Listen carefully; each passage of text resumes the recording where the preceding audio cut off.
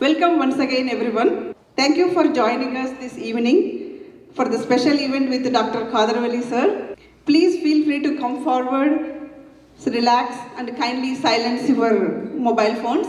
Let us now watch the brief introduction video of Dr. Khadar Valli, sir. And natural healing.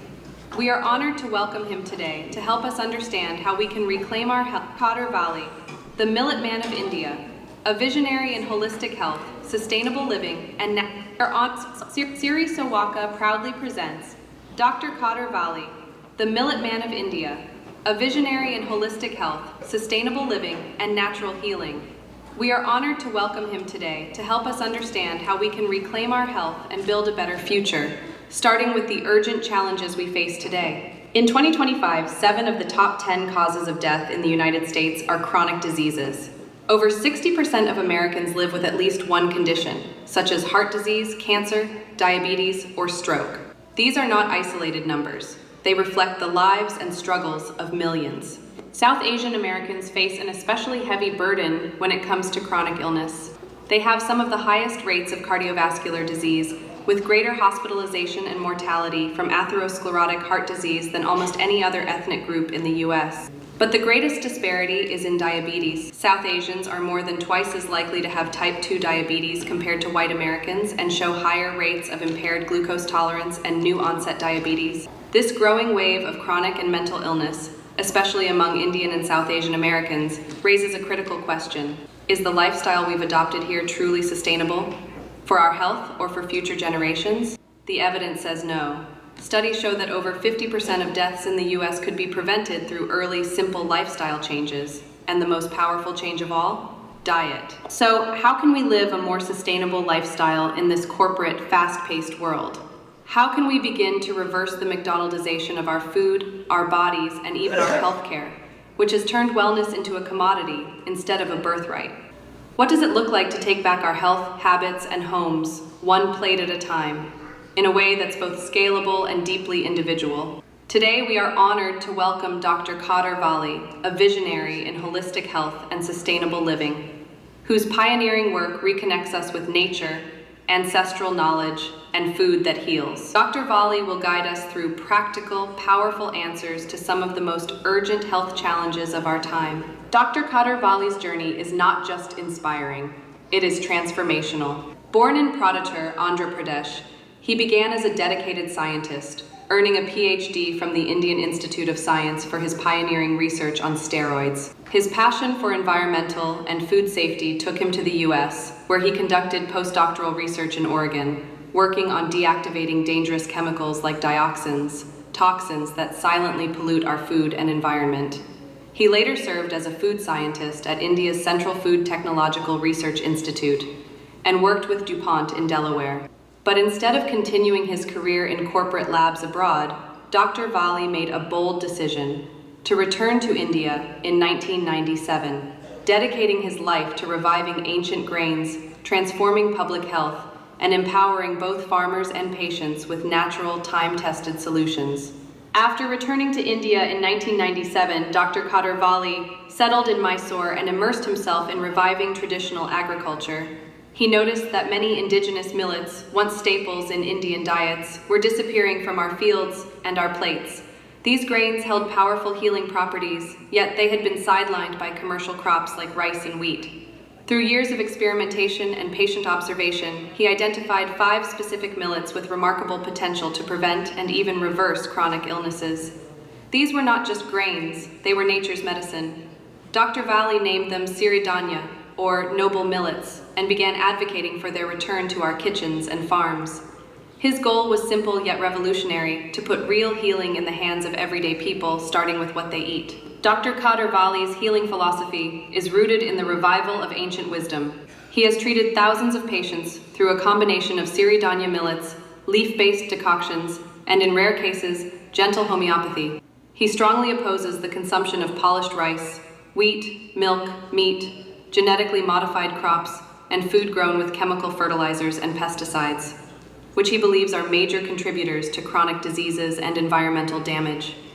Through Siridhanya and natural living, he has helped people reverse conditions like diabetes, hypertension, obesity, PCOD, thyroid disorders, infertility, and even gangrene. His mission goes beyond food. He educates farmers about sustainable cultivation, empowers communities to heal themselves, and advocates for water and ecological preservation. In 2023, he was awarded the Padma Shri by the Government of India, earning him the title, the Millet Man of India. While many know him for his work in health, Dr. Valli's vision is far bigger, to build a healthy, self-reliant, and sustainable society for generations to come. Dr. Valli reminds us that healing begins with the food we eat, the soil we protect, and the knowledge we pass on. His message is not just about millets. It's about reclaiming our health, heritage, and harmony with nature. Each of us can take a step, whether it's switching to Siridhanya, supporting local farmers, or just listening to our body's natural rhythms.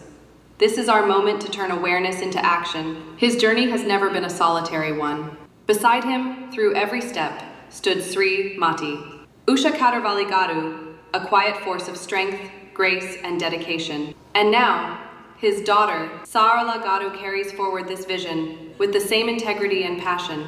For over 3 decades, this remarkable family has lived not just a philosophy, but a purpose, healing lives, transforming farming, and nurturing a return to sustainable, conscious living. Their work has restored dignity to farmers, hope to patients, and purpose to seekers around the world. Today, we pause to say thank you for the years of sacrifice, the courage to walk a different path, and the wisdom they've so generously shared with us all. With immense respect and heartfelt gratitude, let us now warmly welcome Dr. Khadar Valli Garu, Sri Mati, Usha Khadar Valli Garu. Please give a big round of applause for the renowned scientist, visionary, and Millet Man of India, Dr.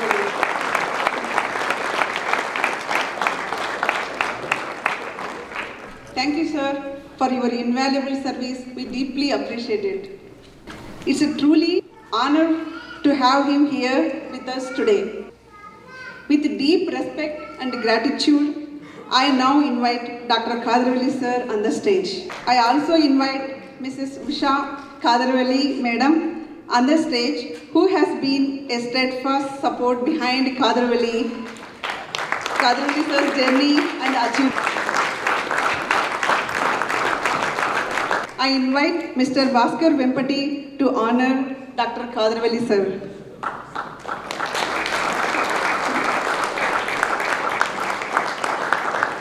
I invite Aarti Chandekar to honor Mrs. Usha Khadar Valli madam.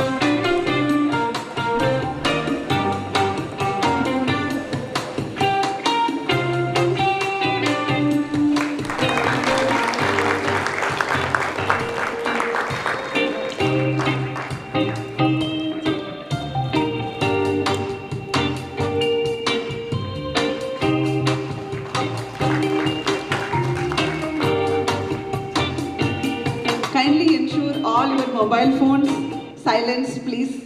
Please refrain from any videography and photography while Khadar Valli sir is speaking. I now have the great honor of inviting Dr. Khadar Valli sir to speak. Let's give a big round of applause to welcome him. Namaste. Yeah, our objective is to set back, rather mildly adjust the course that the human race is now trekking, and I personally strongly believe it's in the wrong direction and angle. So we need to get back to the course of humans so that the future generations and future life forms can have a beautiful life going into the future. The answers are simple, but the questions are complicated. Why are we here at this cross junction is the complicated question. The simple answer is we have come away from nature. 92,000 billion pigs are slaughtered every year in the last 15 years. 250 chicken are slaughtered, and God knows how many cows are milked and slaughtered. To produce 1 kilo of meat, be it chicken, be it pig, be it cow, be it goat, you need approximately 15,000 liters of water. So I told you the numbers, 92 billion pigs alone would cost so much water. 1,600 million soybean, 1,600 million tons of soybean, 1,600 million tons of sweet corn, American sweet corn. These two are mixed to make animal feed. And then IVF, in vitro fertilization, utilization of steroids and antibiotics. We are making this heap of meat and milk. This transition to the natural, from the natural foods to this artificial food, I termed as industrial food. It's not food, it is industrial food. Sadly, the human race, I am blaming everyone, not Americans, not Europeans, not Indians, everyone. All the human race is in this blame. No one asked a single question, why are we doing this? Because the transition has occurred under the sabotage of corporate food culture. So, I'm going to give you a simple thing that is happening. It's not yet happened, but I'm sure it will happen. A software engineer working from home orders food. 3 minutes, the food arrives. And he is not there where he was supposed to be. He is in the toilet. A drone comes chasing him and delivers the food in the toilet. Am I making sense? That's where we are almost there. In Bangalore, I travel a lot. I take a bus from airport back to Mysuru. It's 4 hours, 4.5 hours journey. The traffic is so much that we take 2.5 hours to cross from north part out to south part, and then within 1.5 hours I reach Mysuru. So almost, we don't know, umpteen number of times the bus stops and in different junctions. We're sitting on high, the fly bus it is called. It's a huge big bus. So if you just open, you can see the whole traffic. I have seen more than maybe 10 times that the car is waiting in the traffic. A Zomato motorcycle zooms and then hands over the food. This is not the earlier scene that I said. That has not happened yet. This has happened umpteen number of times. As we speak, it might be happening. 1.2 crores Zomato Swiggy orders on a day where this so-called IPL match happened. I'm sure you're all aware of it. It got finished at 12:30 or 12 night in India. By 6 a.m., our governments have sold 40 crores rupees worth profit of liquor. Why am I giving all these examples? This is where we are. All that million tons of production. So you are basically producing rice, wheat, these two prerequisite for meat industry, soybean and each acre of these lands are utilizing approximately 200 to 300 kilograms of fertilizers, approximately 30 to 50 kilograms of pesticides. God knows how many acres have been deforested and converted to this industrial food production. And I don't want to take you through the numbers of zeros that you require to produce this humongous amount of meat, rice and wheat. Rice and wheat per acre, per kilo, you require minimum of 8 to 10,000 liters of water. 13% of the agricultural land is occupied to produce in almost all the continents, agricultural land. In some places like America, Canada and Europe, it is so much that people stopped counting. And within 10 to 15 years, the land becomes barren because of the fertilizers. And so we have been losing the agricultural land, which is actually a transitional land from forest to agricultural land and then becoming barren land. So India alone, from 2000 to 2020, has lost almost 36% of agricultural land becoming desert land. And the amount of water that we have lost in India, Punjab, the so-called cradle of green revolution, the water now, ISRO has, with all high-end technology, has accurately come up with the water that would be available for next 12 years only if we continue to produce rice and wheat. The last 30-40 years, we have completely used up all the groundwater, apart from the rains that we get.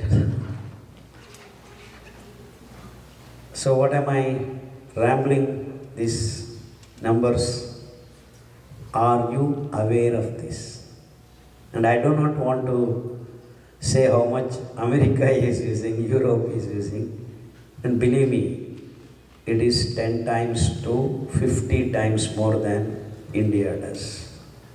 A small place called Japan, just 2-3 years ago, was using more fertilizers than all India put together.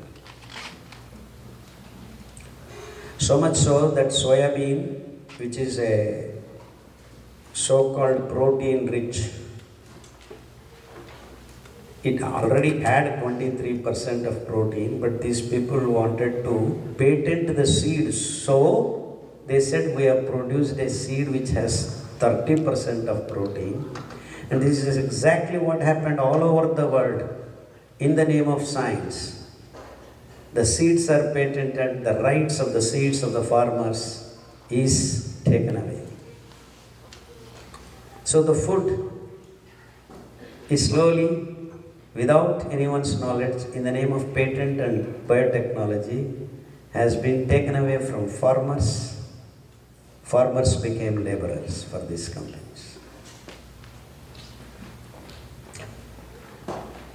It is a multidimensional rampage that is going on in the name of food. So what happened, the farmers became laborers, not only in America, not only in Europe, everywhere, wherever these grains go, this is what happens. The damage of the agricultural land, the farmers becoming laborers, so centralization of food production. Farmers have no rights on the food that they grow. See, this is a complex web of things happening right under our nose. This has all happened in the last 40 to 50 years in all parts of the world, and then in Europe and America it is 30-40 years earlier. This is all the story is. It's very simple. And all the human race had no question to ask. because the corporates have engulfed the policymakers, so no one asks any question.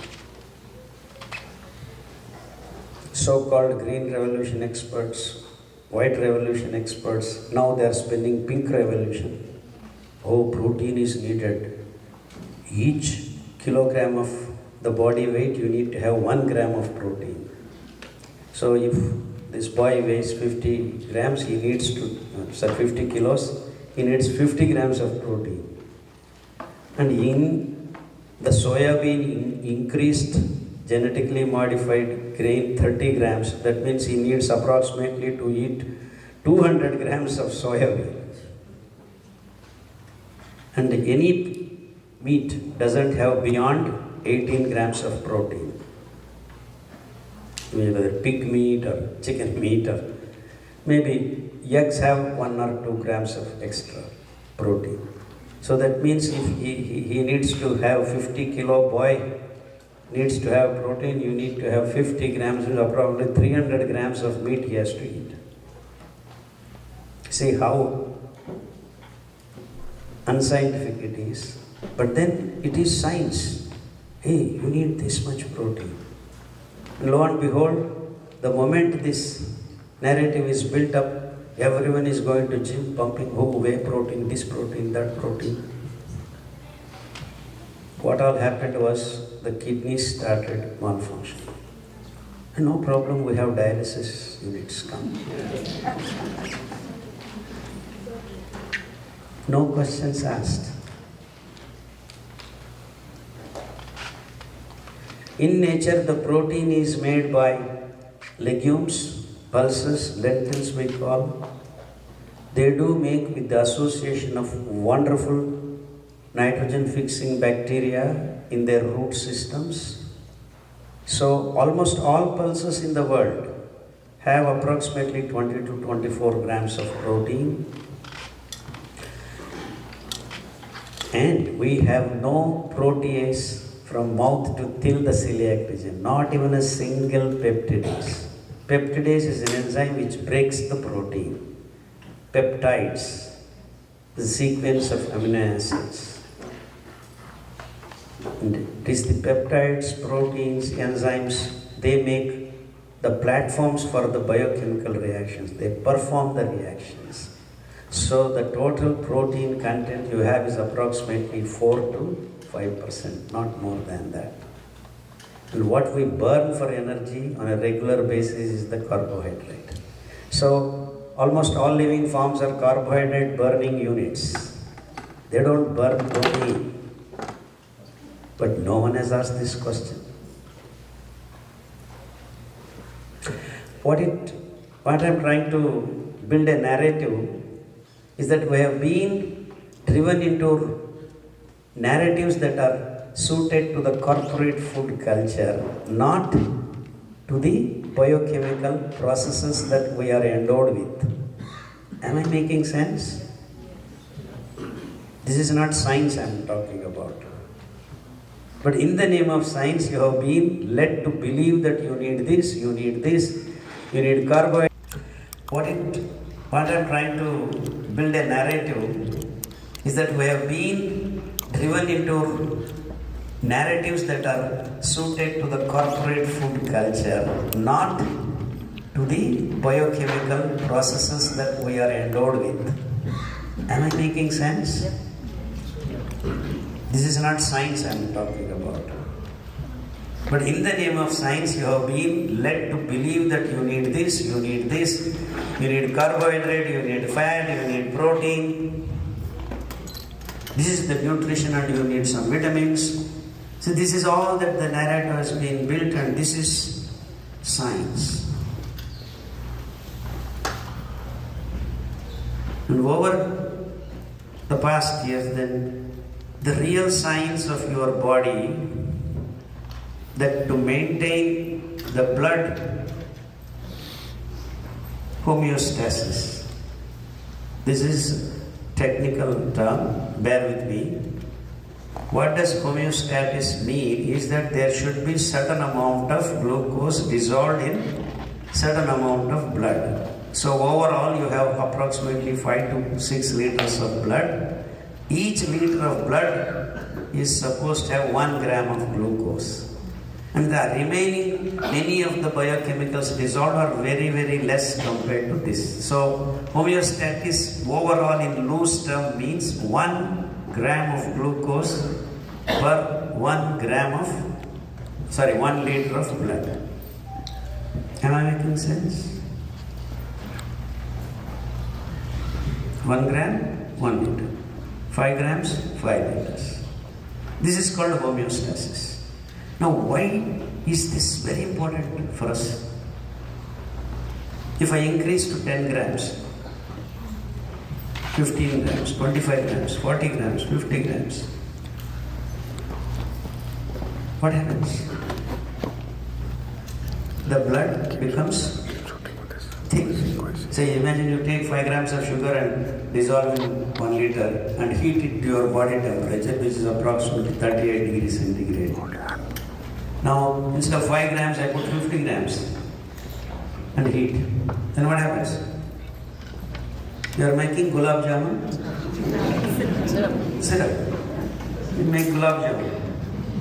So it's become thick. So now, if you eat, I went to Gujarat last week, morning breakfast, half kilo jalebi.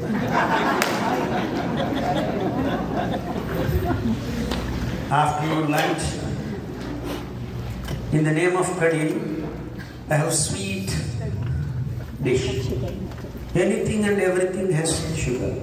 So if you calculate in 1 plate of, you have minimum of 40 grams of sugar. I'm not talking about rice and wheat releasing glucose into your bloodstream without any regulation. So why all of a sudden sugar came into the picture? The whole planet produces almost 150 lakh tons of sugar. You do not need a single milligram of it. Because we, with all the beautiful arrangement of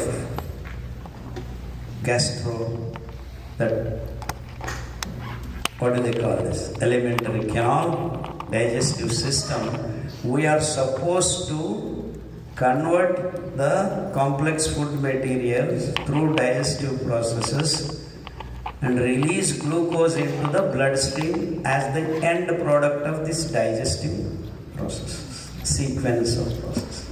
So, what are you doing? What are you doing?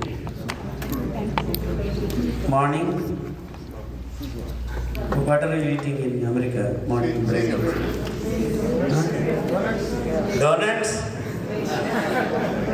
Yeah. Waffles. Jam? Waffles? Maple syrup over it?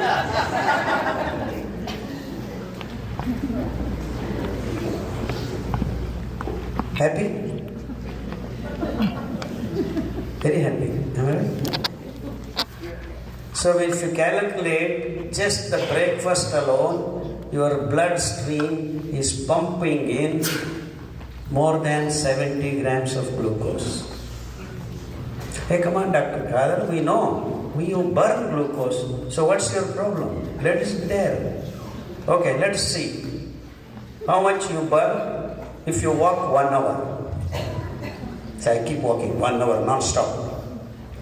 I am carrying this much body weight, so this much energy. We calculate, we know now, a lot of science. To walk 1 hour, you can burn 1 gram of glucose. So now 5 grams of the homeostasis has to be distributed. You need to walk how many hours? 5 hours. 5 hours. Now how much did we load?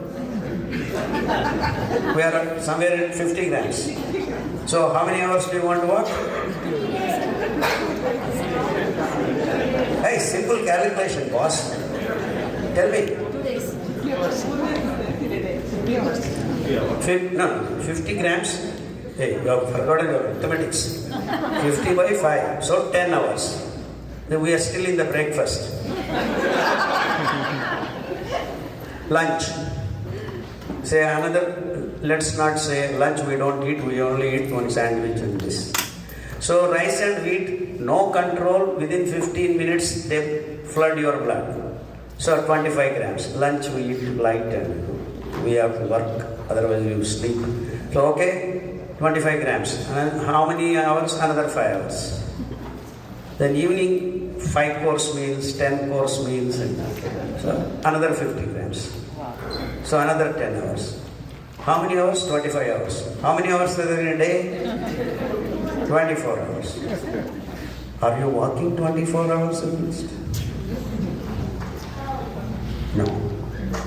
So approximately we are actually consuming maybe 3 to 5 grams. If you are sitting all through the day, like what we are all doing, computer ding ding ding ding and all that. And even poor boys and girls, young fellows are also now stuck with these phones and ding ding ding. Earlier at least boys and girls used to run around, if not anything.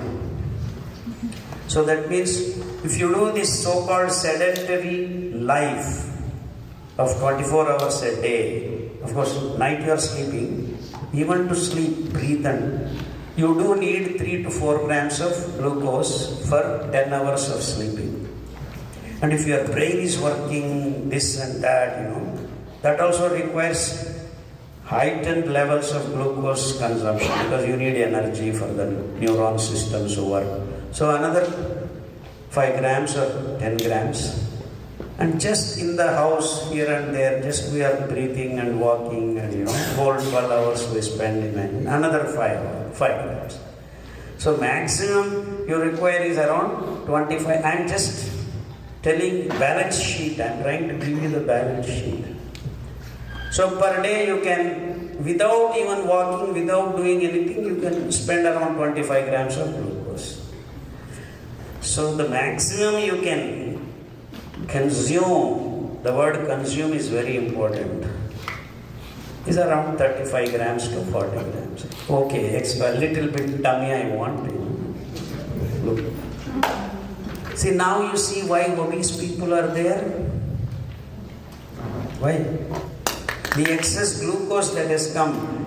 Don't think it is as simple as that. The body is fighting it out. Don't worry, sir. I have liver, I have pancreas, I have spleen, I have all this endocrine system. They are so good at it that they convert this excess glucose to cholesterol, triglycerides, rheumatic factor, glycogen, fat, meat. You see the buttocks bulging, the tummy bulging, and people are all becoming obese. Generally, when I come to America, I land in Houston. I have a good friend who invites me, so Houston, as soon as I enter the airport, out of this, come, welcome to Texas. Here everything is big. Then I come out and people are walking like that. Each one weighing 150 kilos. So where did this obesity come from? It is the sandwich, it is the donut, it is this meat accumulated. So cholesterol, take a tablet. Triglycerides, another tablet. Blood has become thick. I have heightened blood pressure, no problem, take a blood thinner. They know that blood has become thick. They are giving you. So now what has happened? The doctors are distributing tablets. So go to the doctor and say, sir, I have BP. How long I should take this tablet? Lifelong. How long? Lifelong. I have diabetes. How long? Lifelong. BP, lifelong. Diabetes, lifelong. Rheumatism, lifelong. So now you see established a very nice cycle. So you eat this, you do not know that this is causing BP because no doctor is willing to tell you don't eat bagel, don't eat this, don't eat whatever you want, come take this tablet. How long? Life. Am I happy? You are happy. because we didn't ask any question. Why did I thick my blood like this? Is there a way to thin this blood? Am I making sense? So all of you, even if you are taking tablet for 30 years, you can thin your blood in 3 months.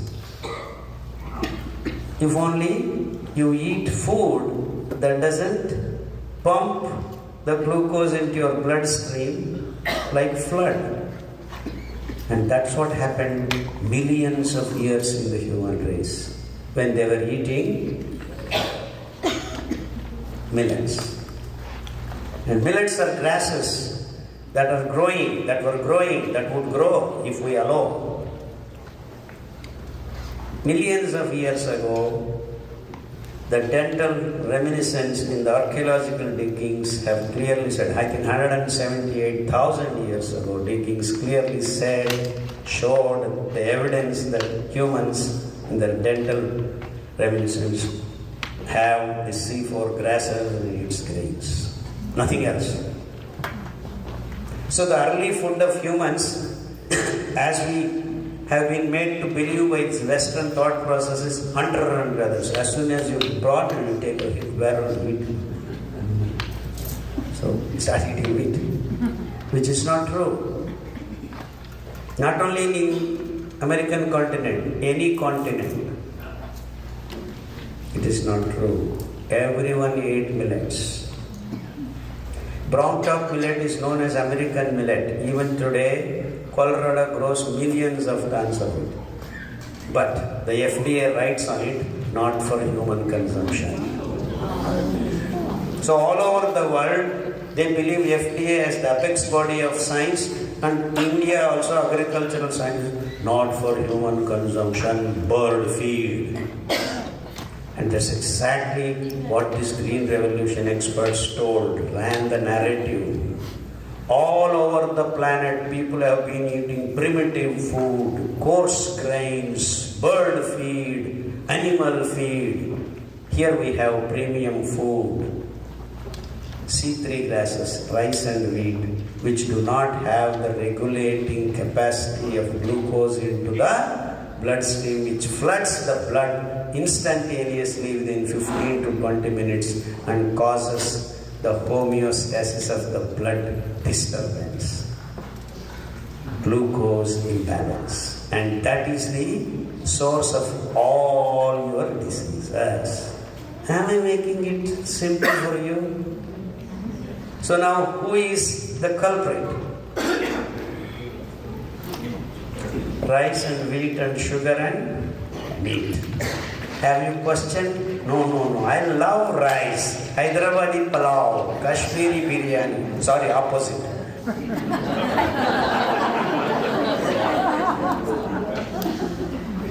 Zomato, Swiggy. Order.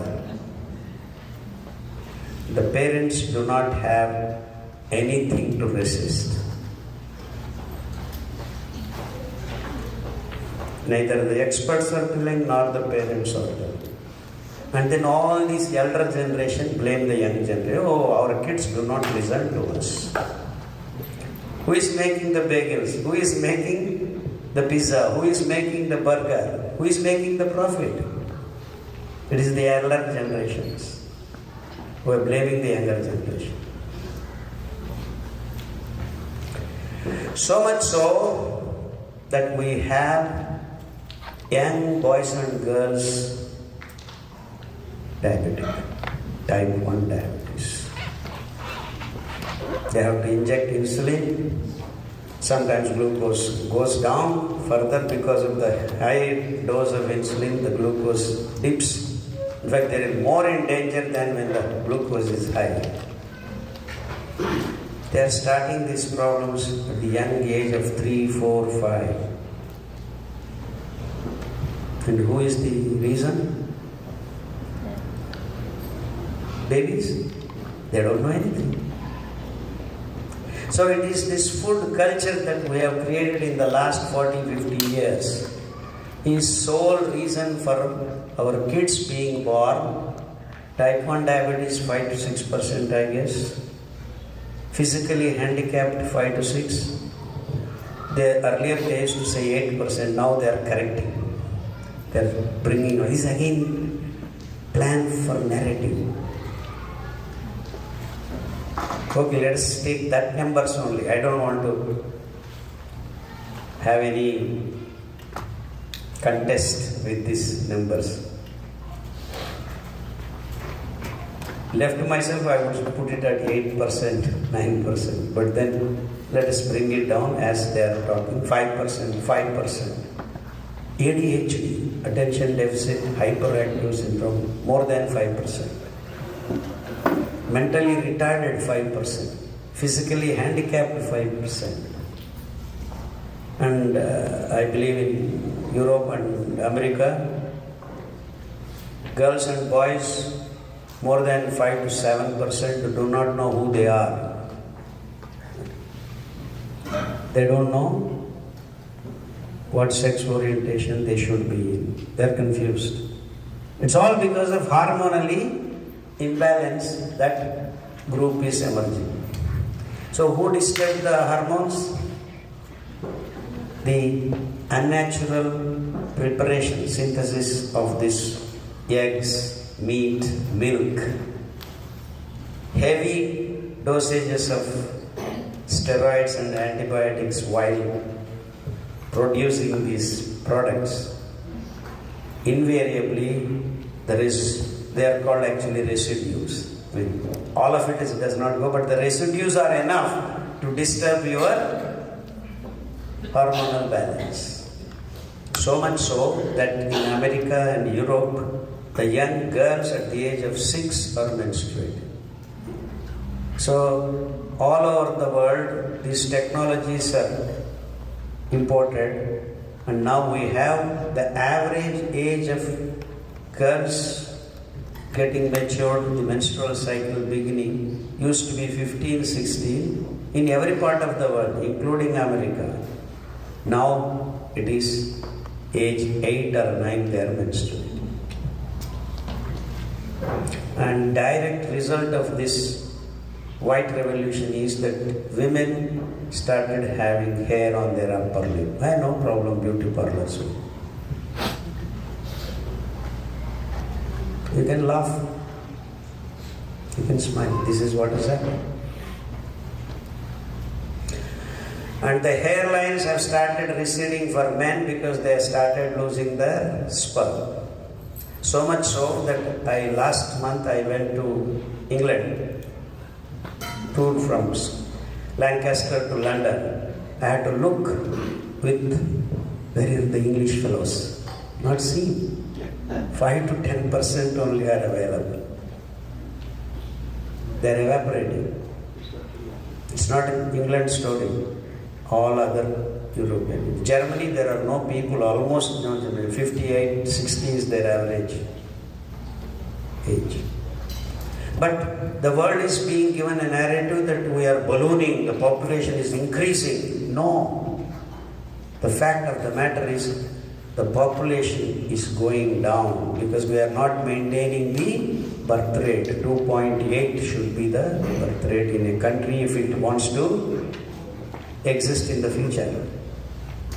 Now, Japanese, there are no Japanese anymore. They are building robots. South Korea, in the next 4 years, it is supposed to become extinct. This has been the story of human race. We have been built up wrong narratives, and we have no questions to ask. Our focus is shifted to consuming culture, and we are consuming not each other, all the living things on this planet. We have consumed the natural resources, and the diversity has disappeared. 68% of fauna and flora is just gone. We don't even know that it exists. Am I making sense? It's all happening because what you are eating. And this humongous amount of production of artificial food with fertilizers and pesticides, complicating our health. And if these carcinogenic chemicals enter our body, we are seeing the rise of cancer in the last 30 years. I'm trying to give you the real factual incidents why we have these diseases. So if you know what is the problem, where is the root cause of the disease, only then we can eliminate these things going into future. Am I making sense? So the healthcare system doesn't bother us to keep healthy rather than searching for short-term alternative systems to keep manage your symptoms. This is exactly what is the reality. Is it good for us?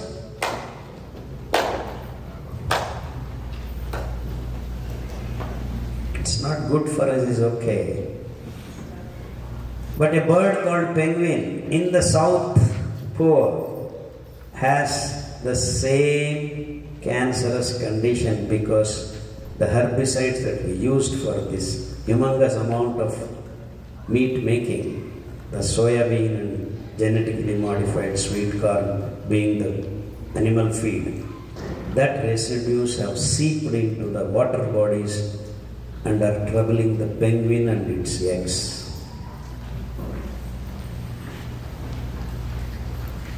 Sarve janaha sukhinho bhavantu.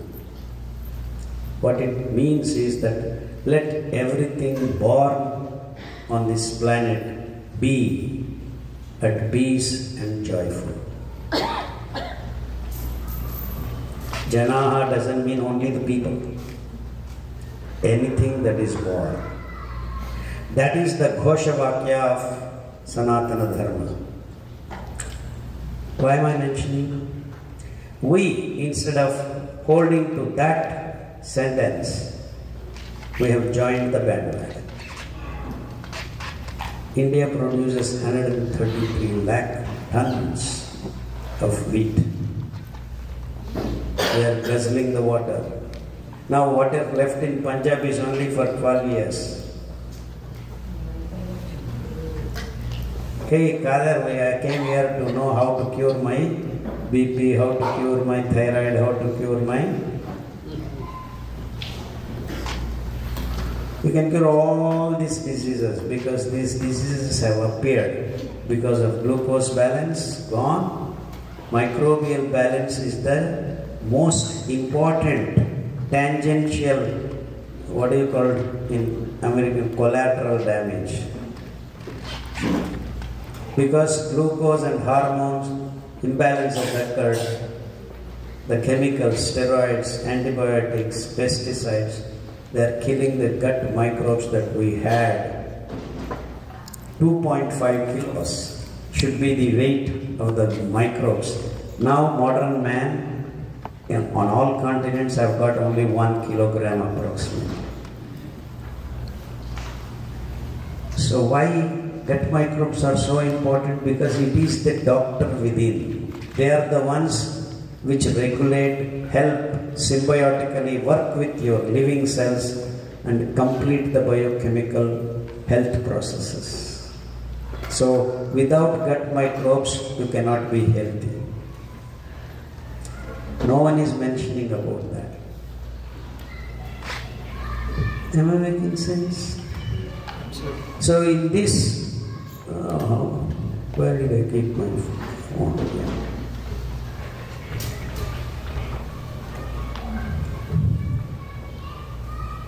I believe I got the phone around, microphone around 6:50 or so. So it's now 7:50. 25 minutes journey with me. You are all now primed.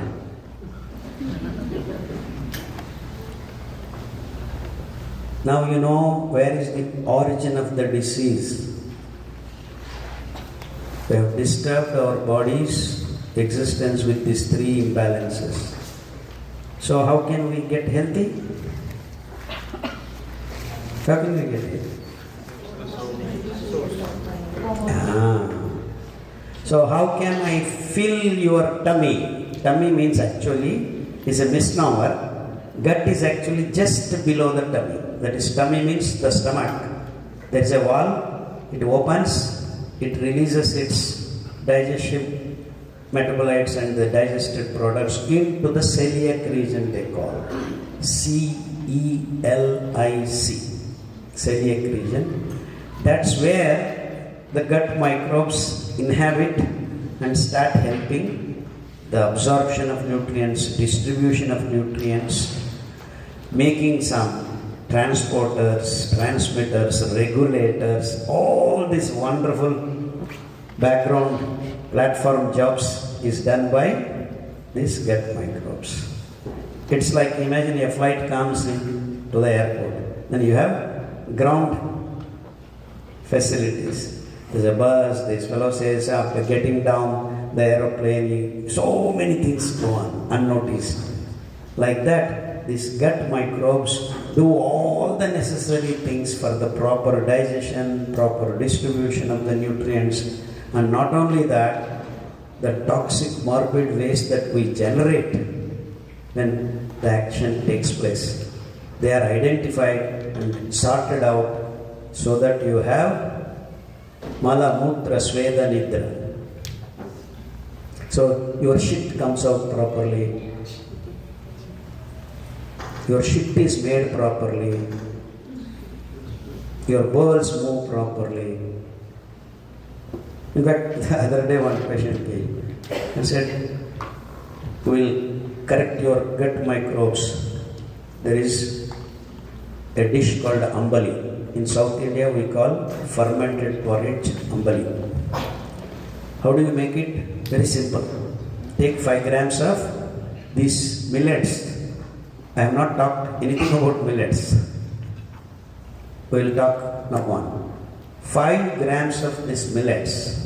And I will tell you the differences between rice wheat and millets. Then soak it for 8 hours. What do you do? 8 hours I have to soak. I didn't ask you to soak yourself into the water 8 hours. No, the problem is when you say, I don't have time. What are you talking? Say 8 hours. This is what they mean. 8 hours I have to soak. So please soak 8 hours. You don't need to bother. Just 1 minute job. Soak in the night. Get up in the morning. 8 to 10 hours. Half liter of water. How much? 5 grams. Half liter of water. Then cook for 5 to 10 minutes. It gets cooked. Then tie it up in the mud pot. Can we have that picture, Ramesh? Book, protocol? Yeah. When you see it, it becomes clear for you.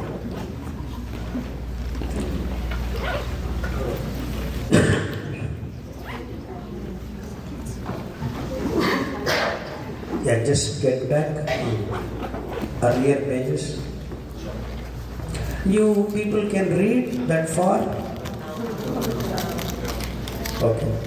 We'll transfer all this information into your smartphones. And you can read. Sir, one more. I mean, just go earlier. And now you have to. This is the first page. The Siridhanya, the science and art of living.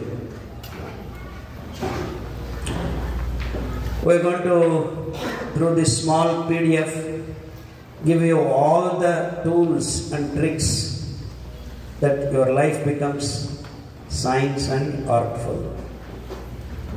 Till now you have learned heartful. H-E-A-R-T. Now we are going to remove that H-E and then make artful. Science and art of living. Just go. Sorry. It's gone. Can you browse? Yeah. Yeah. One more page. See, a lot of information on the millets, the 5 millets that can heal you of any disease. Go ahead. This is, I will come back to this page later. Okay. And this is the page that is very important for you, do's and don'ts.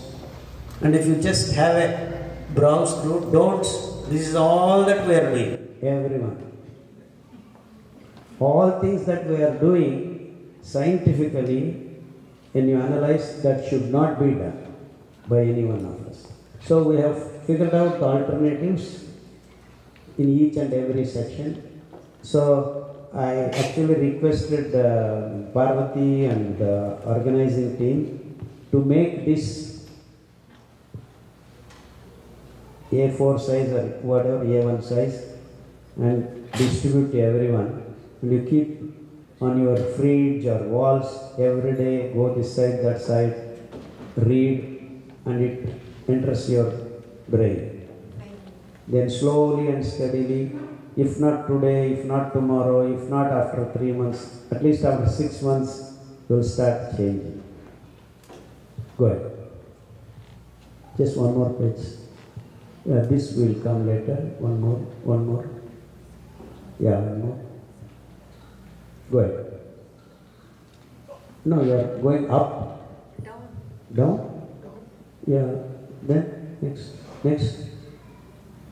Yeah, please run through. 6, 7, 8, 9, 10. Next. 11, 12. This is what we were talking about. How to make Ambali so that we can have our gut microbes from 1.1 kilos to 2.5 kilos. So take 5 grams, half liter water, soak for 8 hours, cook for 5-10 minutes. Now we have cooked this thin porridge is here, tie a cotton cloth. Why only mud pot? We are going to ferment. Invite the microbes to come and be part of this porridge so that when we drink it, our celiac region gets this wonderful microbes that settle down and slowly start helping us. So now if I take 1 millet for 2 days, we have a set of 18,000 diversified bacteria, gut microbes settling in. Now after 2 days, I do the same process with another millet.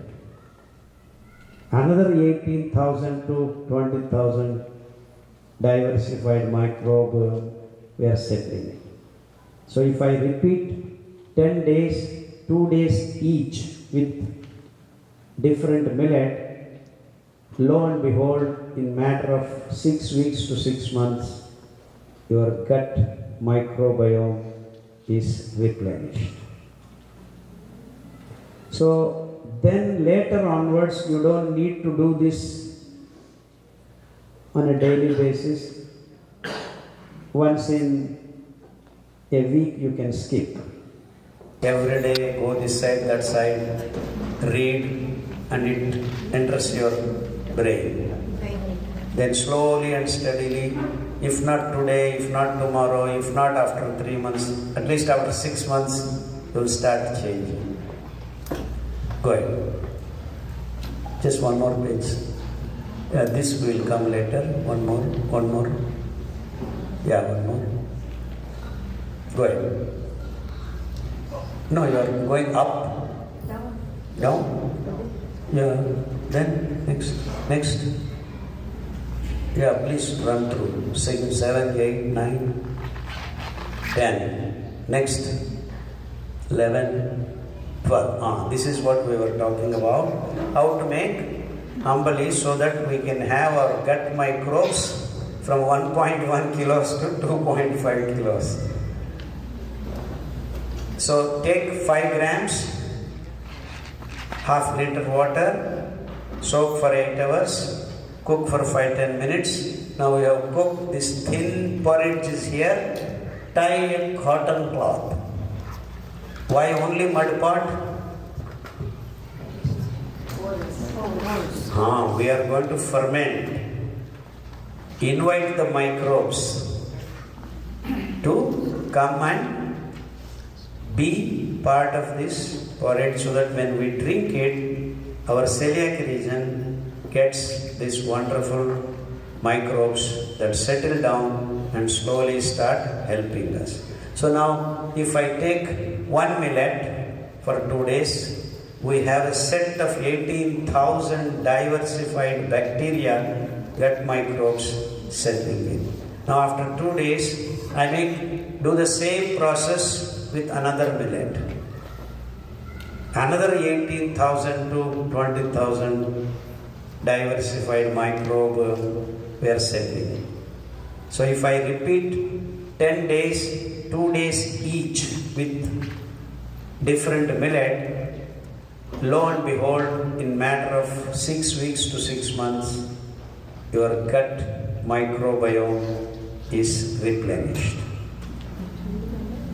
So then later onwards, you don't need to do this on a daily basis.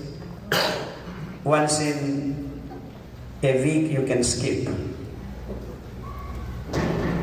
But till you are sure that you will not kill these microbes on a daily basis, what are the things that you are doing on a regularly?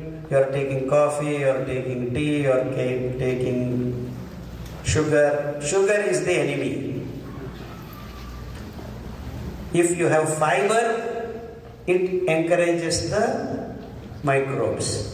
So that is called now, all of a sudden, these experts are telling prebiotic, probiotic, postbiotic. It is as simple as your gut microbes. So anything that can enhance the biotic is prebiotic. So what is prebiotic? Only the things that are good for you is possible. If I take sugar, it is not prebiotic. It is antibiotic.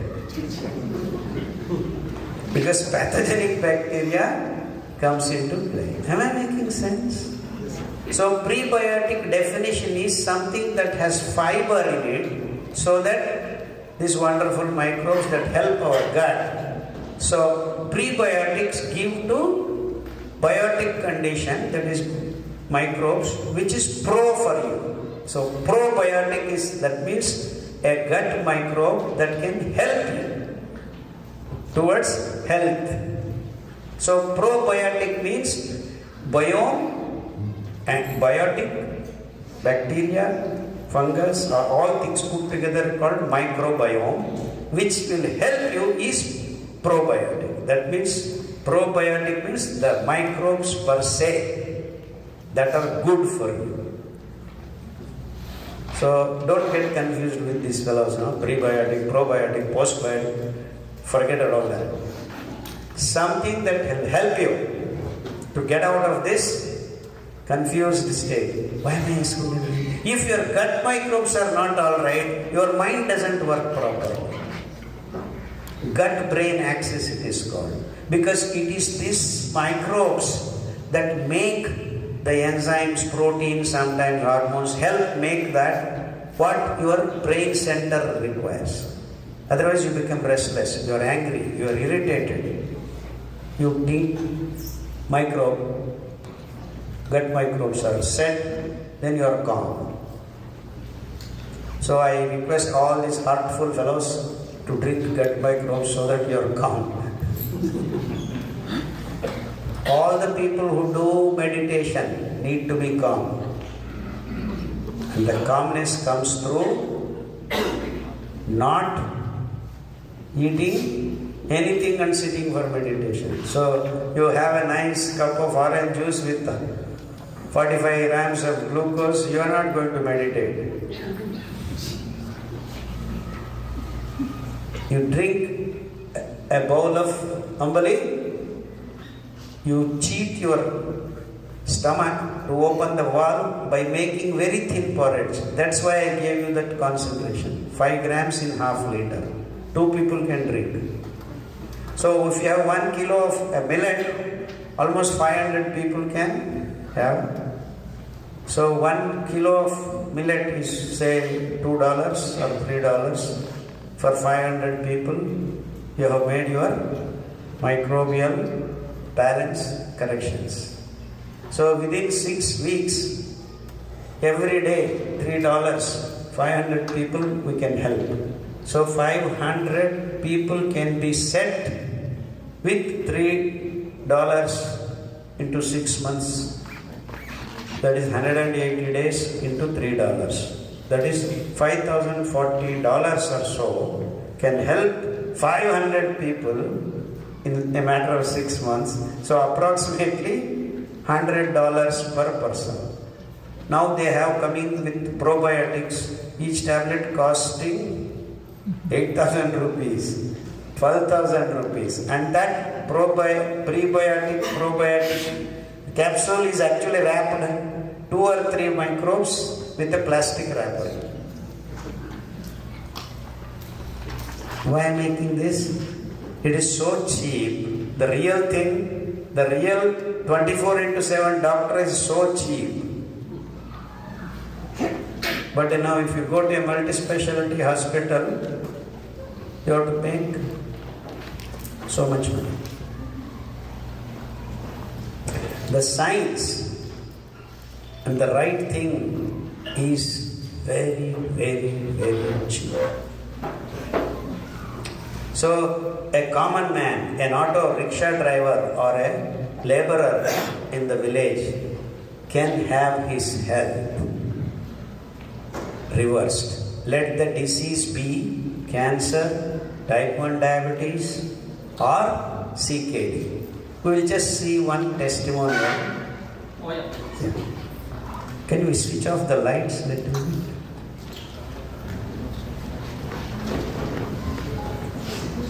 Just dim. Type 1 diabetes.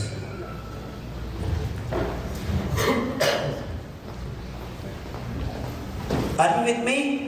Yes. Don't be so serious, huh? It's pretty damn easy to get rid of this diabetes, BP, thyroid. Hi, I'm Shruti. I'm from Bangalore. Last year. Good.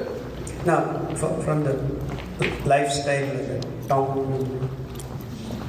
Yeah. Welcome to Dr.Khadar Lifestyle.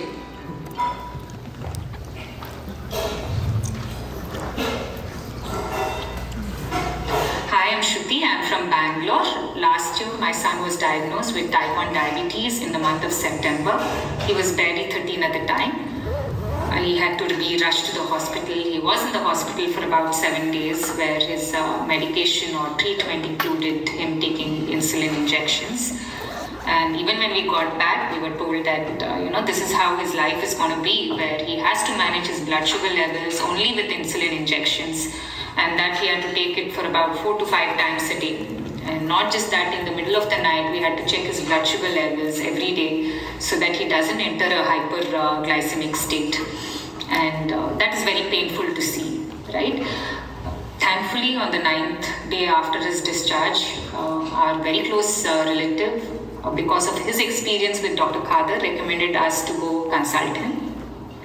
So I took my son along to Mysore, and we saw Dr. Khadar. Dr. Khadar immediately put us at ease. He said, my son does not have to be dependent on insulin injections for the rest of his life, that there was another way that included switching to a millet diet, stopping anything that was processed, stopping milk and milk-related products, switching to an organic diet, and following a good physical regime, that is a good exercise routine. And immediately we started that. Also, Dr. Khadar, in his disease protocol, he recommends, for diabetes, he recommends taking concoctions of certain leaves in the morning and having bull-driven oils. There are 5 types that he recommends for diabetes. So we started doing that for my son. And in a week's time, we could see how his insulin dosage had to be reduced. Right? For every meal, in fact, we had started giving him lesser and lesser because his blood sugar levels were getting controlled with lesser dosage of insulin. And believe it or not, at the end of 1 month, we could, stop his medication completely. He was just managing it with whatever Dr. Khadar recommends, with the millet diet, with drinking the concoction of certain leaves, with the bull-driven oils, and following a healthy regime. So we are extremely indebted to Dr. Khadar for his timely help. We are grateful to him because he's been our savior. And I recommend that everybody follow Dr. Khadar's protocol. Even if you're healthy, please switch to a millet diet. Stop eating gluten and rice because it does more harm than good to our bodies. All of us at home eat whatever my son has to eat to manage his health, and that is great support when you do that. And we can see the difference even in our health. So thank you again, Dr. Khadar. You've been our savior, as I've mentioned time and again. And I recommend that everybody follow a millet diet to stay healthy, to stay stronger, and to be happier.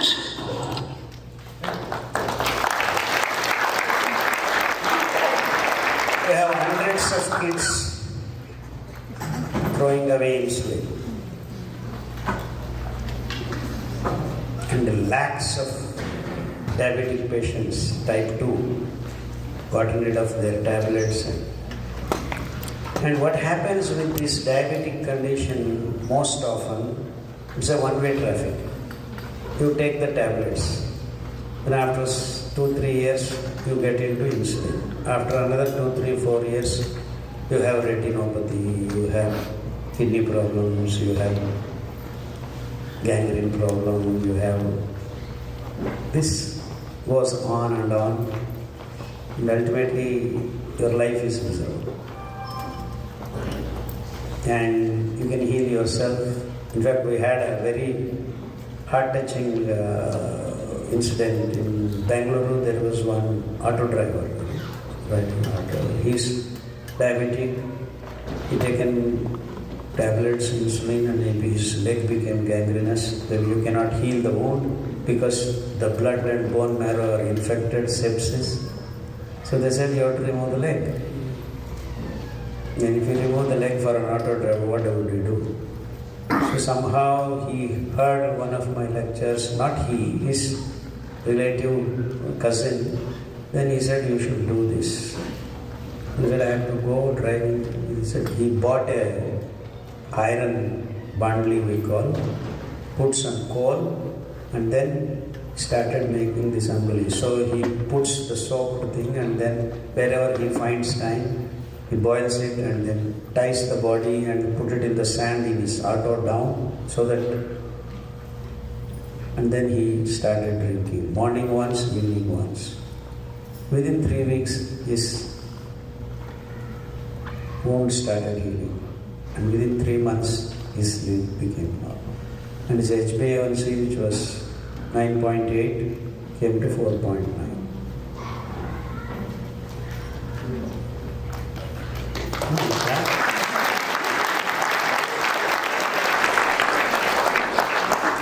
We have hundreds of these cases.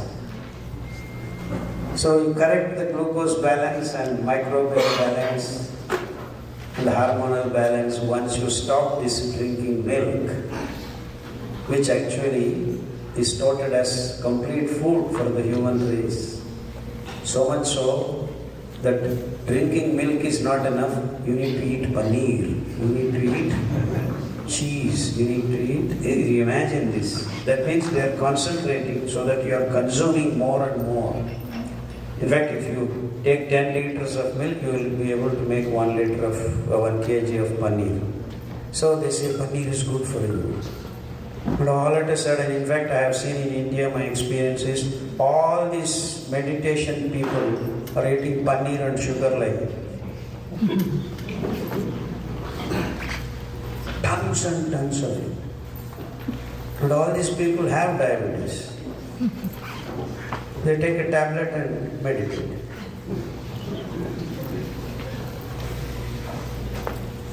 So if you drink the ambali, you start correcting your microbial balance, and the millets are the wonderful grains because they grow everywhere.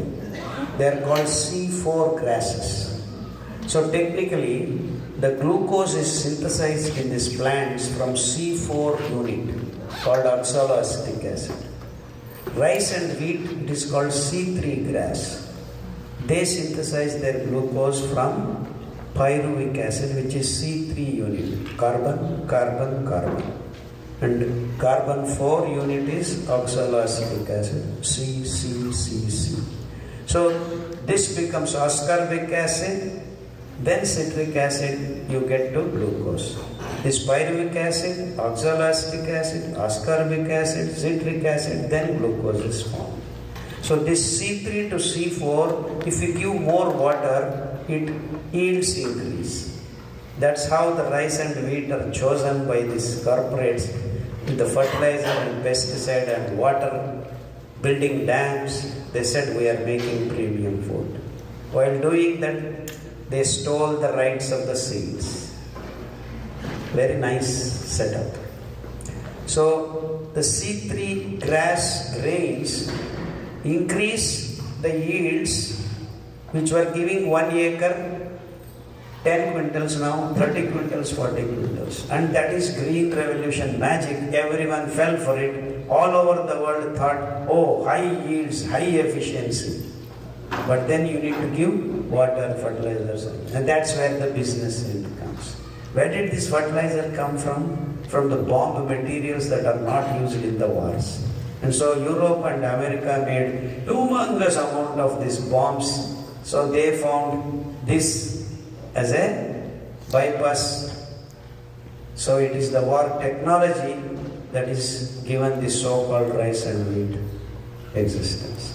Otherwise in nature they do exist, but you cannot grow them the way we are growing.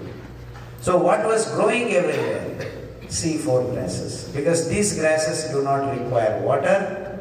They can absorb water from the humidity of the atmosphere. Even if you have 40 to 50% humidity, good enough, the grass will grow. That means anywhere and everywhere you can grow your food. And this is the trick. Now, if everyone, the scientists, start telling you that millets are good for you, you can grow anywhere, the food industry has to disappear. Am I making things clear to you? Then the research on millets is completely stopped. Zero research. Not even a single institute exists on this planet on C4 grasses. There are 6,000 varieties. All along they existed. In fact, if you dig deep, without C4 grasses, there is no plant kingdom on this planet.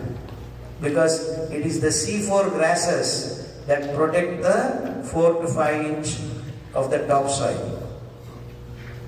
The topsoil is held tight to protect it from high winds, rains, sun.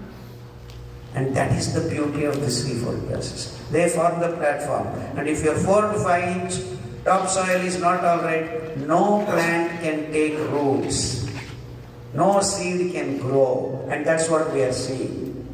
Despite many organizations working to forest the soil, because the top 4-5 inch soil is depleted, no seeds are taking roots. So you are driving the whole system to desertification. And we have increased 18% of deserts on this planet in the last 50 years. This is the science of millets, protecting the topsoil. So now if you all eat millets, what happens? The topsoil is protected. Once the topsoil is protected, the seeping of the water into the underground happens. That means you can charge the water table that we have lost. Now begins the replenishing process. Am I making sense? Yes. So these are the grains that do not require water because they make the glucose when the grain is formed through C4 photosynthesis. These are the grains that use water and natural resources, guzzle the water, and make your grain, which does not have a regulatory power to release glucose into your bloodstream. And millets, on the contrary, because they are C4 grasses, because they don't require water, the carbohydrate, while being formed, is also encirculated with the fiber content.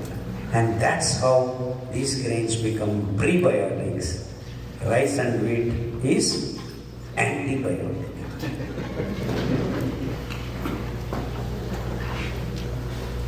Does it make sense? Yes. Now, food industry culture comes and chooses that for you so that you can become sick. Then the pharmaceutical industry sits upon it. Now we have a wonderful vicious cycle completed. So I make you sick and then send you there. No cure. This can be managed. And some of the diseases declared incurable.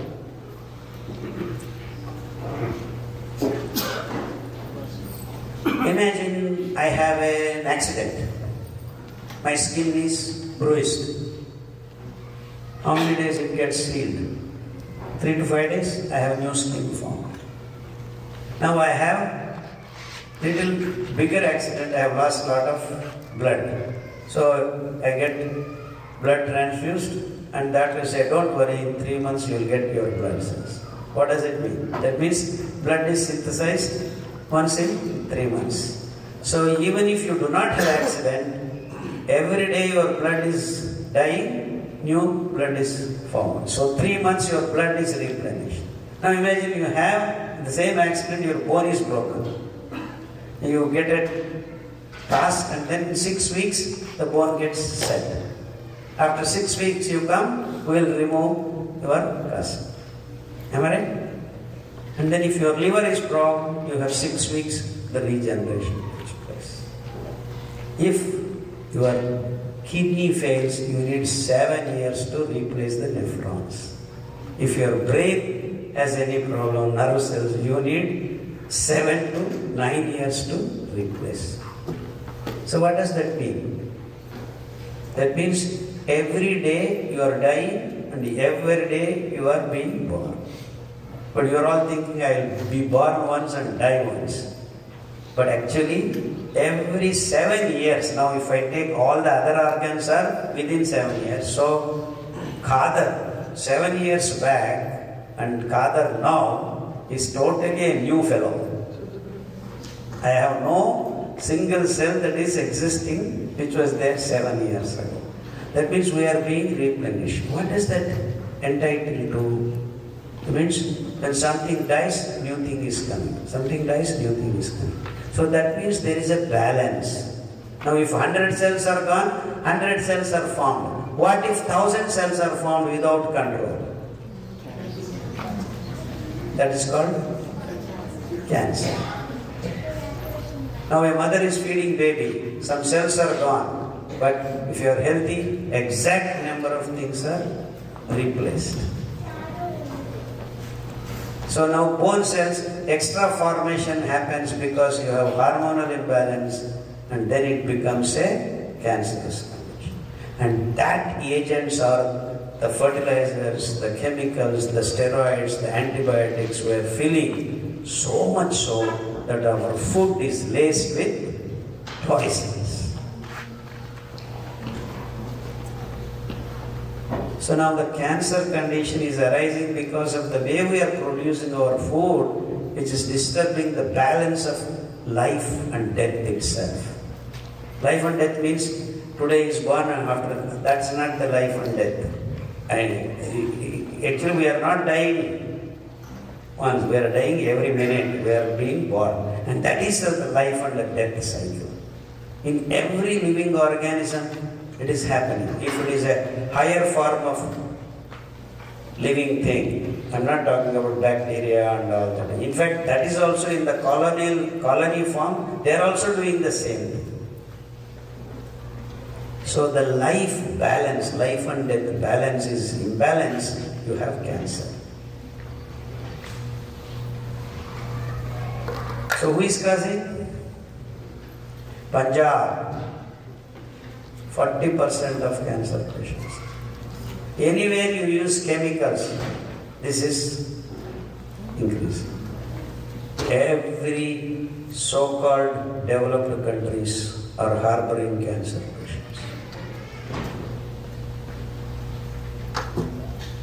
So why am I putting this across to you is that you can cure even the so-called cancer if you can bring back the balance. Who can do it?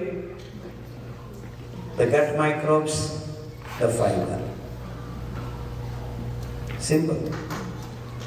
In fact, we have found that to be true.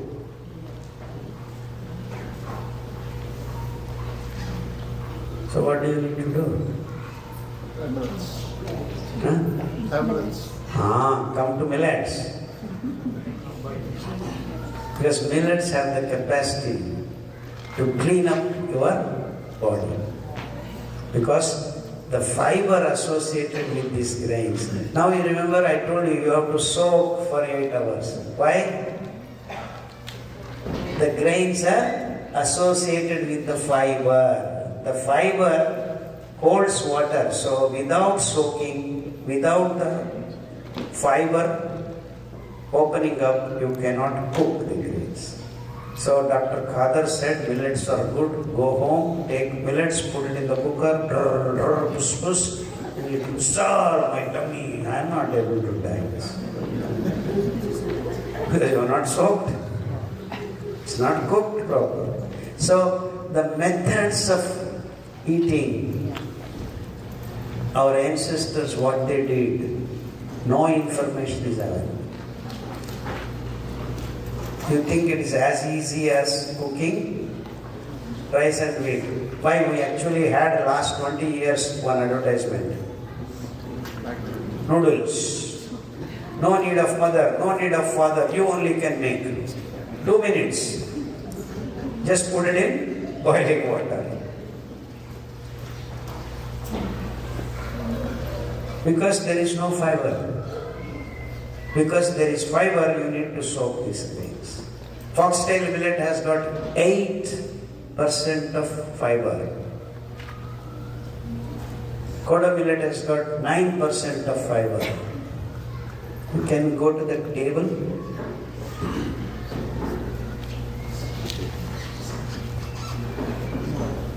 You open the PDF now.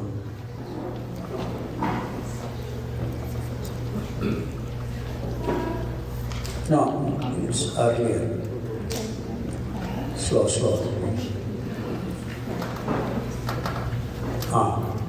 Please turn around. Rotate. You can see the fiber.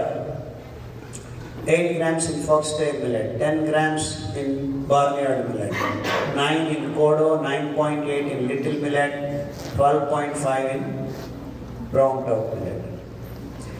And you have pearl millet 1.2 grams, finger millet 3.6, proso 2.2, great millet 1.3, desi corn 2.7. And in rice you have 0.2 grams and wheat 1.2 grams. But the difference is this fiber is just on the upper layer only. Once you remove that, it's complete carbohydrate. Whereas this millet, great millet has 1.3 grams of fiber only, but it is associated with the carbohydrate, is encirculating the whole carbohydrate material. So, though this and the fiber, this fiber are almost same, though nature of the fiber is different, the way it is structured is different. And wheat, no one has any fiber because you are making maida, atta, and then your pizza, burger, bagel, all these things you are aware of. And that's why when there is no fiber, and what does fiber do other than making microbes, removing the glucose or releasing the glucose slowly and steadily? It also makes your gut microbes and then makes the bowel movement because of the fiber. It becomes hydrophilic and you make the shit properly and then your bowels move easily. You will never ever be constipated. In fact, the Europe and Western countries every day have to take isopgol to evict their workers. Am I right? So you will never have constipation. In fact, I was telling you, one person, sir, I started taking Ambali, sir. I have to go twice a day to the toilet. Then I said, how many times were you going? Sir, once in 3 or 4 days I used to go. And he thinks that is right.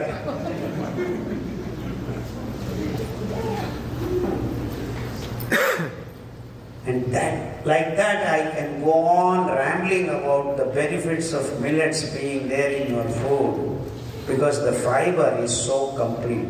And this information has been given in India long ago. Charaka actually classified food as, can someone tell me?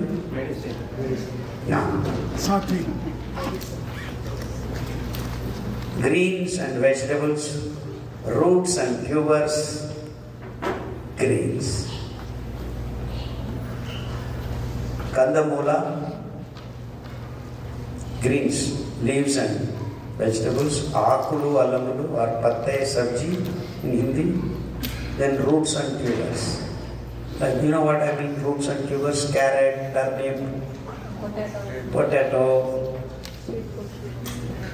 and more important, yams. Samegadde, Suvarnagadde, Kandagadde, then elephant yam. All these are roots and tubers. And then grains. Now what's the classification based on? Greens and vegetables have immature fiber or nascent fiber. Roots and tubers have just maturing fiber. Grains have matured fiber. So the matured fiber has high antioxidant properties. That means a lot of inflammation in our bodies, be it in the brain, be it in the kidney, be it in the liver, can be negated when you eat these 3 classes of food. Greens and vegetables are must, because some parts of the inflammation, some parts of the disease causing irritants can be negated with greens and vegetables. That is nascent fiber. And immature fiber, roots and tubers. They have long chains of this carbohydrates turned into fiber. They do the medium kind of job. Now you have grains, which is matured fiber called lignans, which is available only in millets, especially these top 5 millets. You see the fiber content. And you see, if you divide by the carbohydrate by this, you get single digits, whereas rice you get 395. And this is disease, this is health. These are in between. That's why we termed as neutral grains. And these 5 grains are called major millets.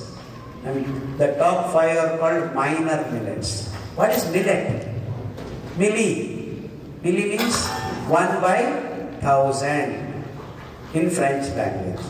So, chiclet, piglet, booklet, like that, millet. There are more than 245 millets out of 6,000 varieties of C4 grasses. All millets are C4 grasses. So their water requirement is almost 0 when compared to rice, wheat or soybean or wheat. That means we are not consuming the nature. What are we doing? We are conserving the nature. We are replenishing the nature. How beautiful it is. And how savage it is to consume everything and then say bye-bye to the next generations, because we are disappearing without having sperm and ovum. So there is no need to have a tsunami or asteroids. We are dying from within. Am I making sense? So which is not the right thing, but this is what is happening. So you want to have good sperms, you want to have good ovum. Instead, what do we have?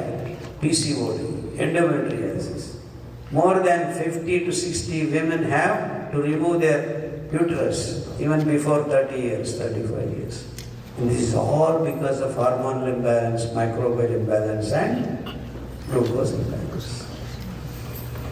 So I personally believe that we have found the root cause of the diseases. So we can eliminate them. And that's what we did in the last 30 years and have, please just browse through. And all these books, PDFs are loaded into Google. You can download free, no copyright, no copyleft, whatever.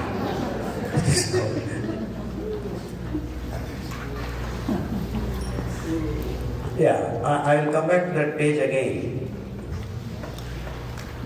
Yeah, please go ahead. So this is for all the people, whether you are healthy or not healthy, you need to read the first 15 pages or so, depending upon each PDF. We have all languages, all Indian languages, Odisha, Gujarati, Marathi, Punjabi, Malayalam, Tamil, Kannada, Telugu, Hindi, English, all languages we have. Please go through. And here, we'll stay in one of the, yeah, please come down. Please come down. One protocol we will go through, understand it, what it means. Yeah, just come down. Careful. Yeah, yeah. One more. Yeah, actually this is good one. Obesity. So all Texans can.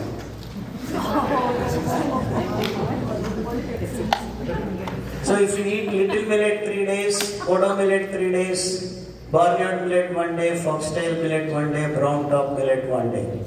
You will get it in your smartphone, you can see. I'm just going through one. So that means you have to eat little millet for 3 days. Morning, afternoon, night, if you are eating 3 times. Nowadays doctors are telling eat 5 times.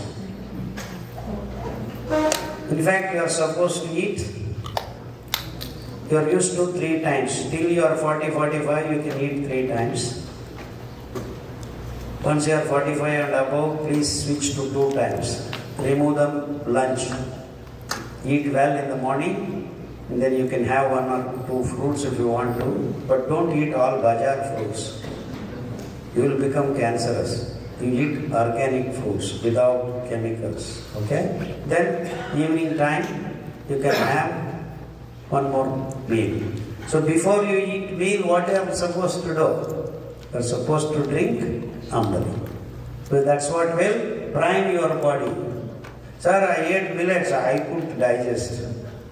Because you didn't cook them properly and you don't have gut microbes to help you. So anyone, whether you are sick or no sickness yet, you follow Ambali first. That is a mandatory for everyone. So whether you follow this protocol or this protocol, see people want to lose weight, people who cannot gain weight, they can also gain if they follow this. So it looks like you are having the same sequence of the food, but then the leaves, decoctions are different. Okay? So like that we have made protocol for almost all the modern day diseases. Please run through. Go ahead. Say gastric problems, GERD, esophageal, it is called gastroesophageal reflux disease.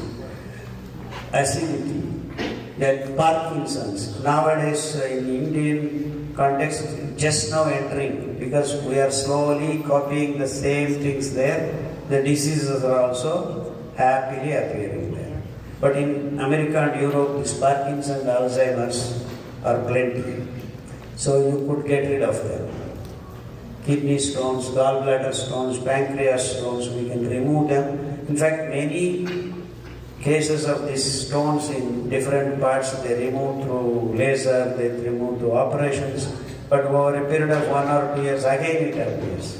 In fact, in In India, many people actually have kidney stones keep coming. Said many doctors say, this fellow has got stone factory in his body.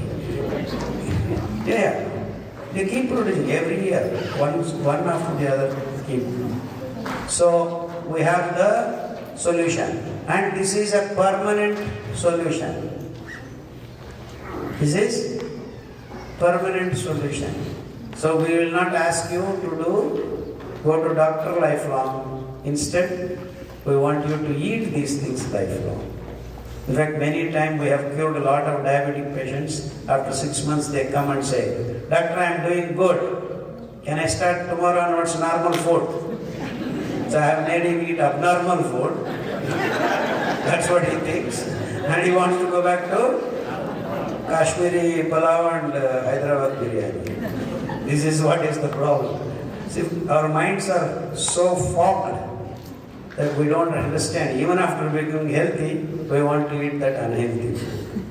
So the food that we are eating is causing ill health. So food has to be defined is something that gives you health. So if your food is right, no medicine is required. And if your food is wrong, no medicine works. Happy?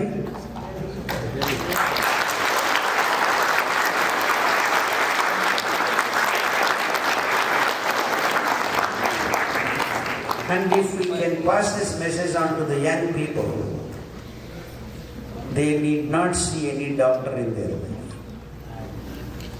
So we will eliminate the need for doctors. Of course, accidents, emergencies, we do need them with all due respect. But the way now it is happening, we are actually running through this vicious cycle of creating disease and managing that, and then entering deeper into deeper disease cycles, and especially ending our lives in emergency rooms. This has become order of the day. So do you want to escape this cycle? Krishna Bhagavan said, Yukta aharasya, Yukta viharasya, Yukta swapnavashanti. Good sleep, good food, good thoughts, plus yoga will eliminate suffering. So we are now at a position we have not defined what food is yet. Human race. So let's define food. Food that nourishes us, food that gives us health, food that nourishes the planet. That should be the connection. So now if you start eating millets, we can save the rivers, we can reverse the global warming, because it is the food industry releasing 10.4 billion tons of carbon dioxide. And the total release of carbon dioxide is 14 billion.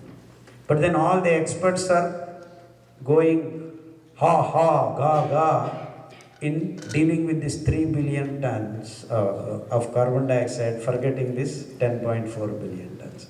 Because they don't want to talk about your food. They don't want to talk about the pigs being slaughtered. They don't want to talk about, and this is the sad story. How can the soya bean be sattvic food for you? How can rice be sattvic food for you? How can these vegetables that are being sprayed with chemicals be sattvic food for you? This is my question to the human race. Just because it is coming from the plants doesn't mean it is sattvic. You have killing the life forms on this planet.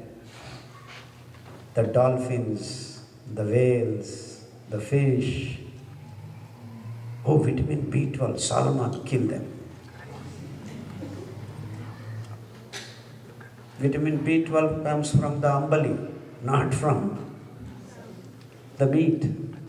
But then all the experts have made the narrative, oh, vegetarians will not get vitamin B12, so you need to eat meat. Many Brahmins who have come to America, they don't eat meat, but they don't the meat. But then all the experts have made the narrative, oh, vegetarians will not get vitamin B12, so you need to eat meat. Many Brahmins who have come to America, they don't eat meat, but they don't tell the kids not to eat meat, they are eating meat. So the wrong narratives are making this food industry run. Vitamin B12 is wonderfully made by the microbes, not by you or the animal.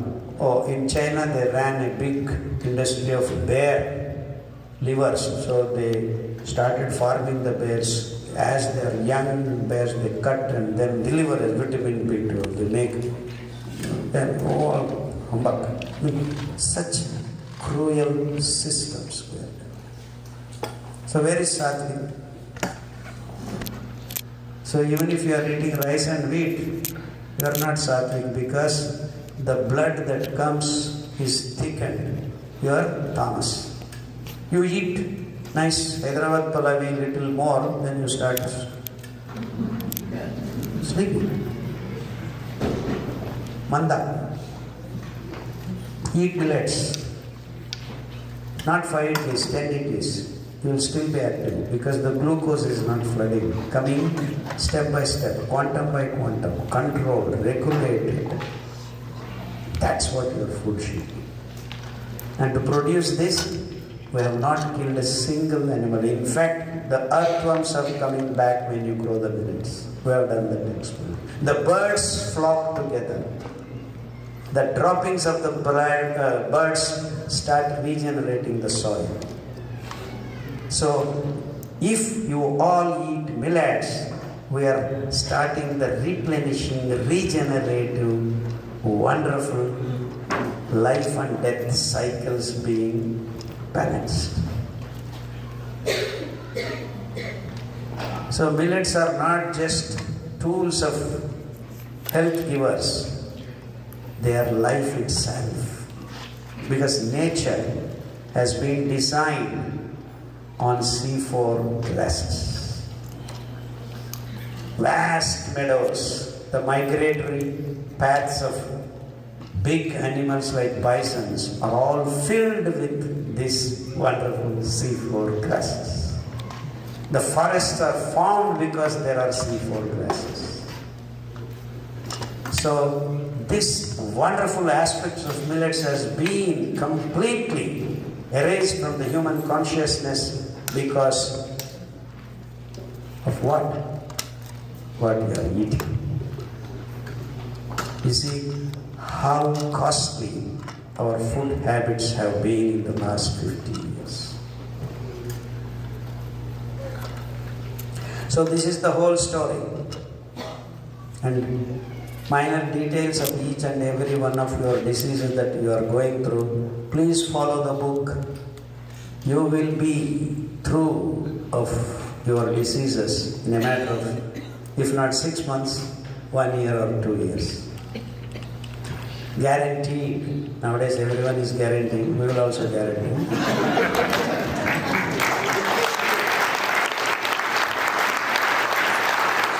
So, at the end of the day,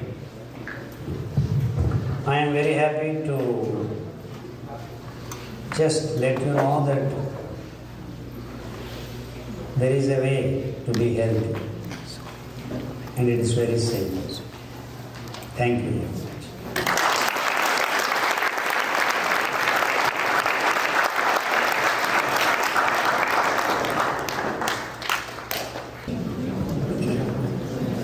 So there will be a Q&A at the end of the session. So please give a big round of applause for the great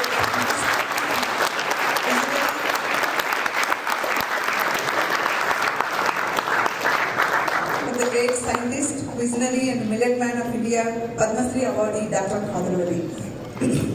It's a true honor to have him here with us today. Sir, your words are always deeply inspiring. Every time we hear you speak, we learn something new. Each message a meaningful addition to our knowledge and awareness. Thank you so much, sir.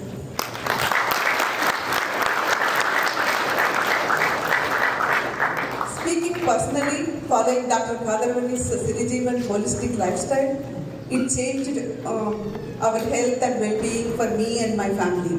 With that inspiration, we started sharing this knowledge to all our community, friends, family, and beyond. So, due to that, due to that journey, we founding our Siridhanya non-profit organization, which is dedicated to supporting Dr. Khadar Valli's mission. I had a great privilege working closely with Dr. Khadar Valli in naming the organization and designing the logo. An experience I always cherish. Thank you so much, sir. Sawaka means it's a well-being in Japanese. Sawaka, and we came up with the abbreviation like sustainable one wellness for all knowing awareness. So that was the Khadar sir came up with that.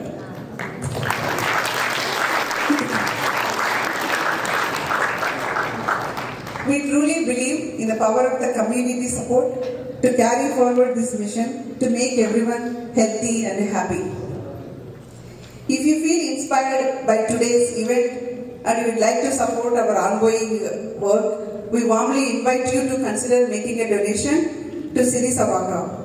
Your support helps to continue hosting wellness seminars, community workshops, educational programs. Please visit our website www.sirisovaka.org.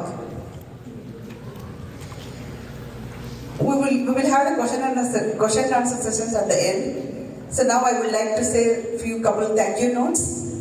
I would like to take a moment to recognize and thank you Mr. Raj from Houston for his generous support in making this event possible. Special thanks to Mr. Raj.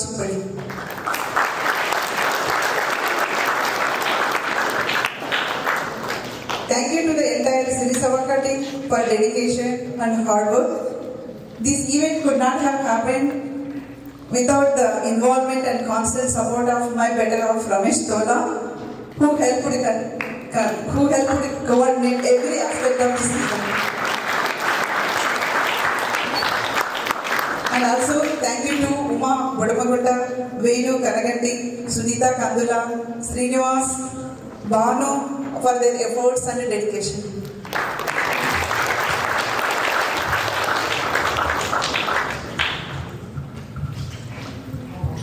A heartfelt thank you to the Heartfulness brothers and sisters for their extended support and helping hands. Nikhil, Arati, Babu, Geeta, Saumitra, Siddhi, Priya, Neetu, etc. and many others too. Sorry if I missed any names. Thank you to Ravi for the videography. Thank you to Saumitra for the photography. Thank you to Suni Sesachalam from the Organics here. A big thank you to Madhuri Allu for incredible effort in preparing and providing the food, millet food for us today. And to all the volunteers, your support is deeply appreciated. Murali, Karthikeyan, Nagi, Manju, Raghava, Tripti, Lakshmi Rao, Madhu, Budamagunda, Vidyasagar Ummadsetti, Uday, Swati, Sunita, Sandeepa Rani, Narayana, etc. Thank you so much for all your help.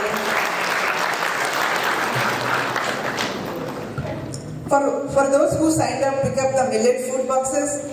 We kindly have patience and cooperation during the distribution process. Please remember to keep these premises clean as a sign of respect to the venue. We look forward to seeing you again in the upcoming millet event. We would like to continue with the question and answer sessions. If you would like to stay here, you can. Otherwise, you can. We can go and pick up your food boxes. So I'll give a few minutes to settle down if anyone want to go out. First of all, I really, from the bottom of my heart, I thank you, Khadar sir, for the amazing presentation. And one thing I'm remembering now, I live very close to Khadar sir in Mysore, so I'm going to talk to him later. We haven't met, but it's going to be amazing. So yes, I get it. So I have two questions.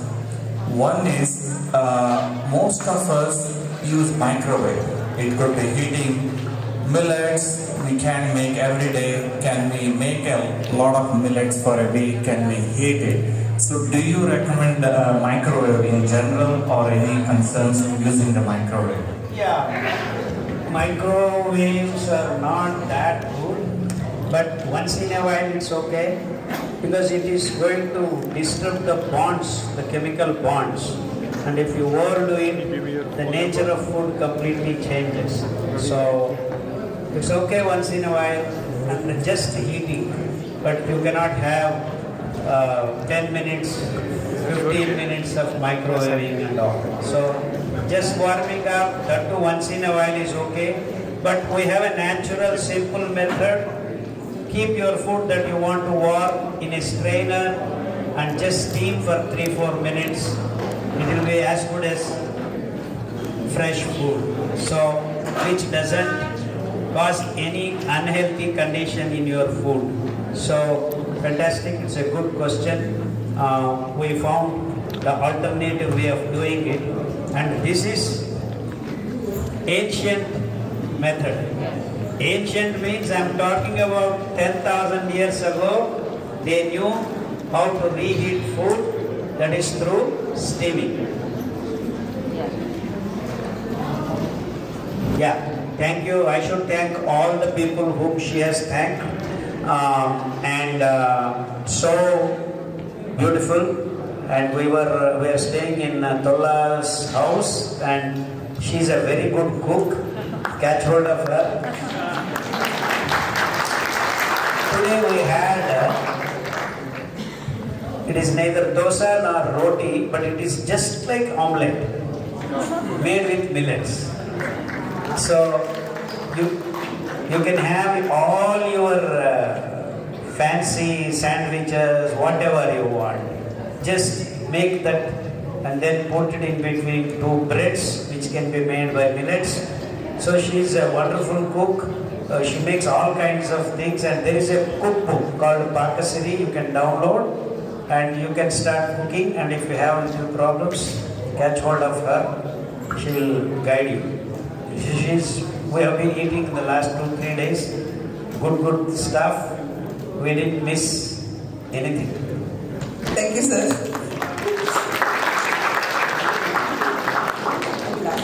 Yeah, go ahead. Since few of them submitted questions, so I'm going to ask a few of them, very important, which can be, good for everyone to get the knowledge from this.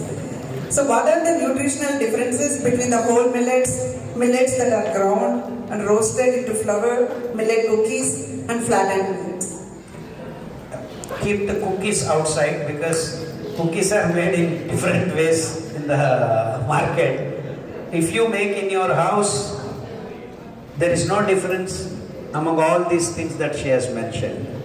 So anything that you make in the house using millets, you can roast, you can steam, you can do all things nutritionally. There is absolutely no difference.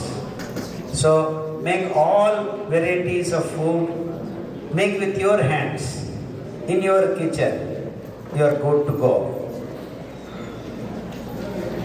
Sir, how easy to grow the millets? The easiest thing is millets.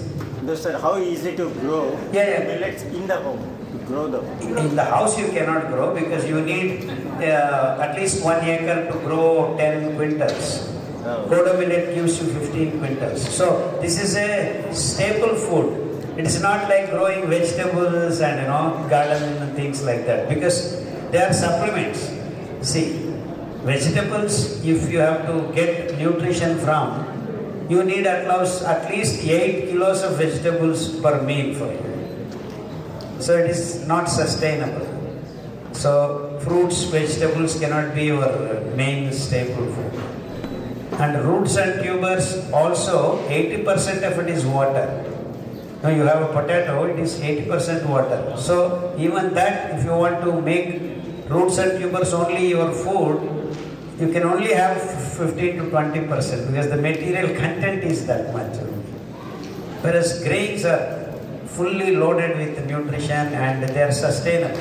I can grow food for 80 billion people right now if we all decide to eat that.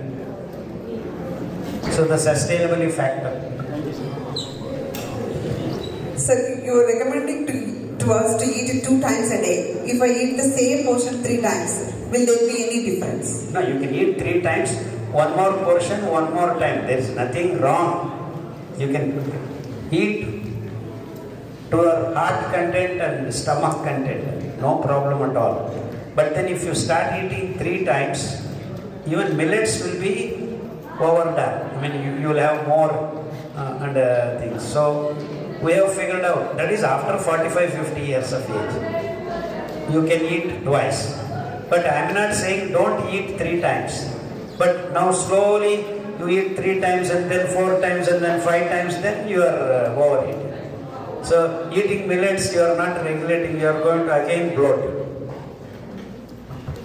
Obesity will come in. Is protein powder good for you? No. Simple no.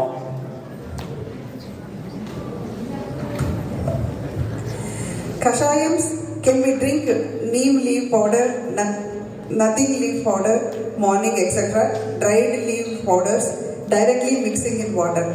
Yes. Also, can we mix two to three together? No. Dry kashayams are nowhere compared to fresh leaves.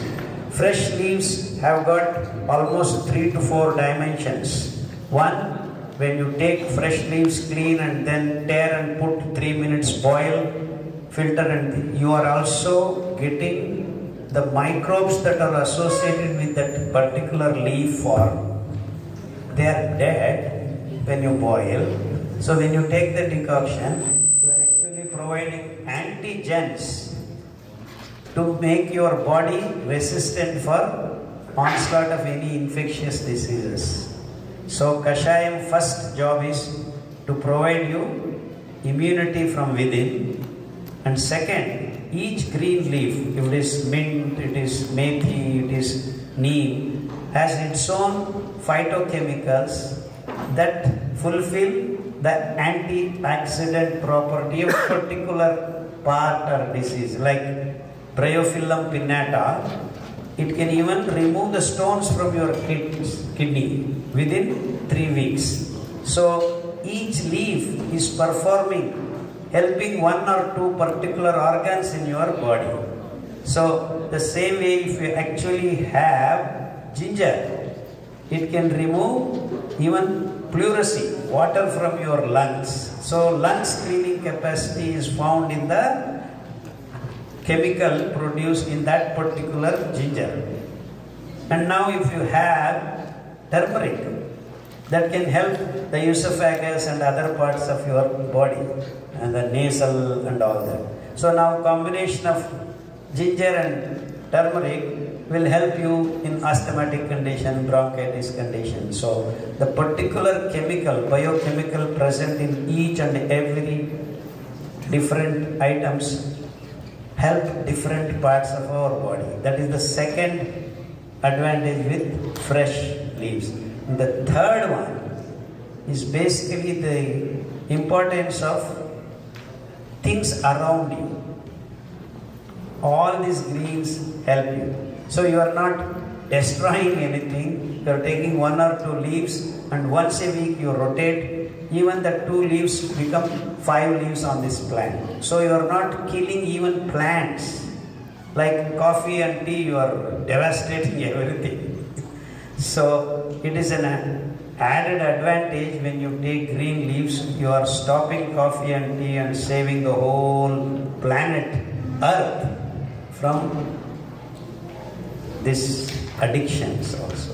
So these 3 important reasons why you should take decoctions rather than coffee and tea.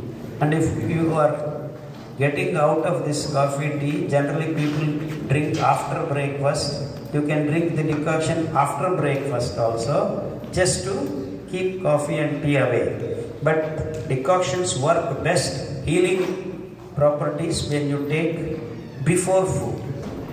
So decoctions are before food, but they can also help remove you the addiction. You can have a cup of decoction after breakfast also, but for sure have before food.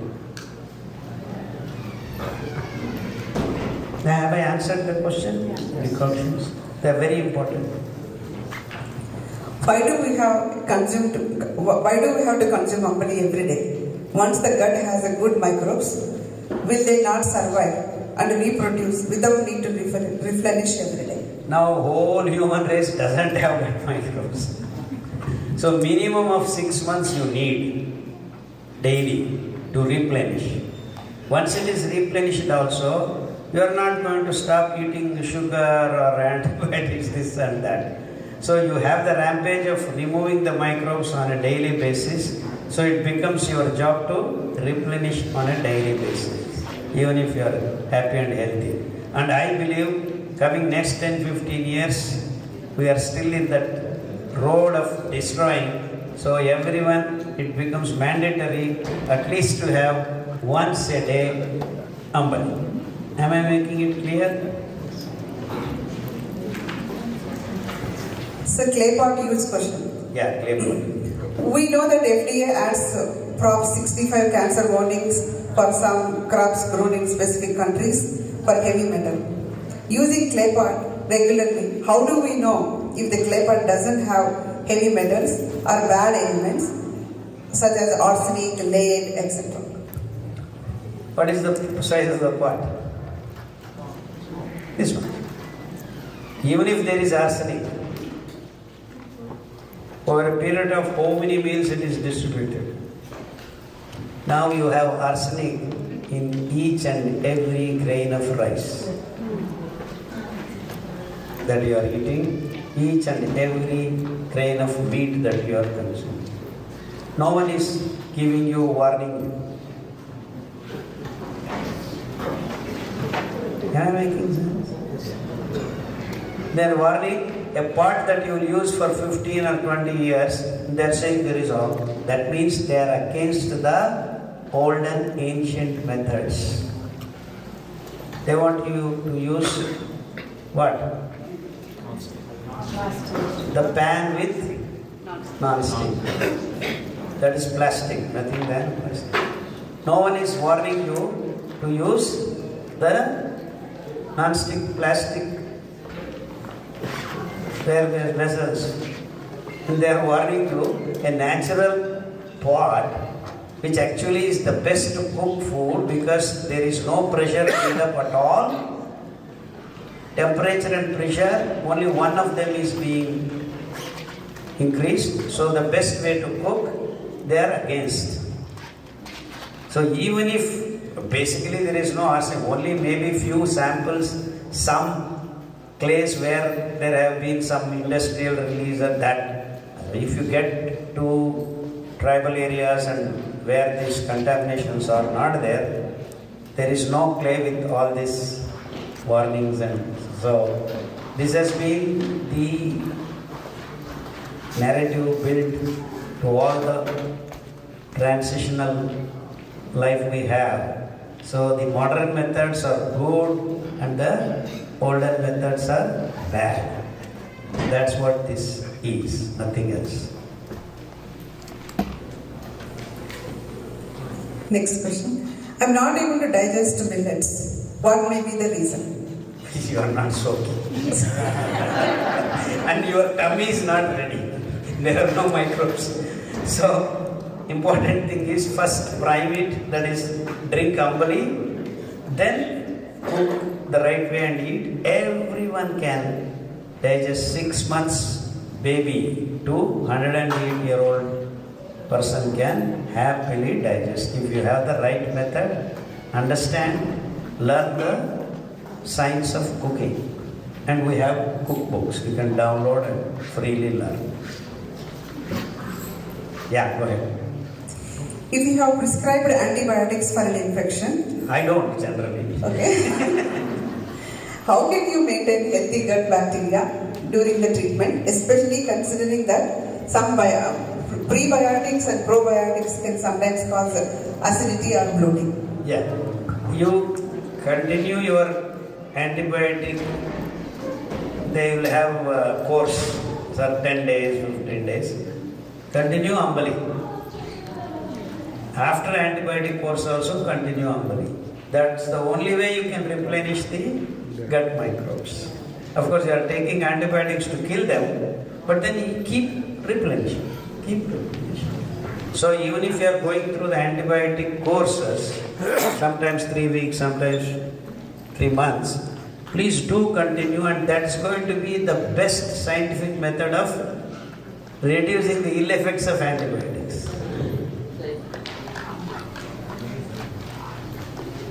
Yeah. Which millet should we eat in which season? What is the best for kids? All these 10 millets are good for kids. All the millets can be eaten in any season if you only cook the right way. The right way is soak for 8 hours and cook. And I want to make chapati, I want to make puri. Even the flour, after mixing and making atta, the dough, keep it for at least 2 to 3 hours. Then you make your chapati, paratha and all. Everything will be fine. Sir, question. Yeah. Did you see the millet cultivation in US? Yeah, if you all decide, you can. Well, they are growing brown top millet. So I don't see, it is already happening. It is just that they have removed, not for human consumption. Actually, it's very easy. Anywhere you can grow. And also, sir, you touched the gut-brain. Yes, gut-brain axis. Yeah. The Sir, wonderful relationship. Yeah. So we know that ADH and autism's by birth. So do you see why the newly born kid has all this autism? That's because you are in our country, we call it Sanskrit Virya Samskara, Garbha Samskara. Okay. That means the health of the ovum and the sperm is not right. Okay. So we have a protocol to correct that. So if you want to have healthy babies born, Sure. just follow 6 months to 1 year that protocols. Okay. Very clear. But in a unfortunately reactive approach, kids The people who are born, you can follow. There is a protocol for ADHD. Oh. I think if I remember in the English protocol book, it is 96 serial number. Yeah, but the research says some vaccinations. No, they are partly reasons, but if the health of the sperm and the ovum is the basic reason why we have the diseased condition. And that might enhance the vaccinations, maybe adding another 3-4%. Not only vaccines, even the antibiotics, milk. Thank you. If I boil millet more than 50 minutes, what will happen? Which one? The millets? No problem. Up to 15-20 minutes. 5 minutes to 10 minutes is good enough when you have soaked it well. You can, by mistake, you are boiled for 15 minutes, no problem. If water is there, that's good. So we add little more water. Great. Is any form of milk bad? Yes, animal milk is bad for humans. Even in ghee form? Ghee, if you have the good milk, because it is fermented, I can say it's okay. But you need to have the right milk to get good ghee. Okay, and the right milk is A2 or even A2 is? All are the same, you have IVF for... I mean, capsules that I'm selling A2. A1 is inbuilt IVF. For A2 also, you have only IVF. There are no bulls around. Thank you, Khadar. I mean, you have been inspiration and godsend for so many of us. I also like to thank Ramesh Garu. I mean, I learned so much from him, and we have been following, all the Amali and other millet programs at home. But one question I had was, we were always confused. Definitely, millets is providing great probiotics. The other thing is, we take other things. Millets like, only can provide. Yeah, but we are doing other things like kombucha, ginger bark. Oh, they are all not even 5%. Kimchi. Yeah, they are all just vegetables. 5%. Okay. Beyond that, they cannot. But this is the real thing. Okay. This is the thing. When Sal said that 18,000 varieties of Gut microbes. that you You cannot don't get. That is one or two things. Including your curds. Lactobacillus is one of the anaerobic bacteria. I mean, you are comparing apples and oranges. It's absolutely different. Qualitatively. Hello. We have been watching your videos and they're very inspirational, and we are trying to follow your recipes, Ambani and others. So my question is, like, you talked about all the physical ailments like diabetes, gastric, other things, but does millets help in mental health issues also? Absolutely. We have 2-page protocol. We have healed lots of them. Like Schizophrenia, depression, anxiety, insomnia, I mean, even phobias. Yeah, protocol. Okay, you go and read the PDF books. First 18 pages you have to read. Okay, after that you go to your disease. You know, mental illness, there are 2 pages. Protocol, separate. I have a quick question. I am sure lot many people will have the same. So, if few leaves are not available here in US for Kashayam in the protocol, like say you have mentioned 5 leaves, but we can just take 2. Yeah. Then what should we do? Yeah, of course, the right approach is a naturalist living in America should work out the leaf systems that you have here. But then in the last 1 week I am here, I have figured out there are 4 leaves that are easily available for everyone in American continent are pine leaves, sugar maple, pine leaves, sugar maple and live oak. Please keep it in mind, please. Yeah. Live oak, sugar maple and pine leaves. You can add mint, which is available everywhere, and then dill weed. Dill, you know, the Italian spice. Dill weed. These 5, and then of course you have coriander. Coriander available everywhere. Curry leaves. Then methi. Methi is fenugreek. So you have now 7 or 8 decoctions which you can rotate every week. You can cure your diabetes, you can cure your BP, you can cure your thyroid, all these systems. So you are equipped with 7 to 8 leaves that are freshly available all through the continent.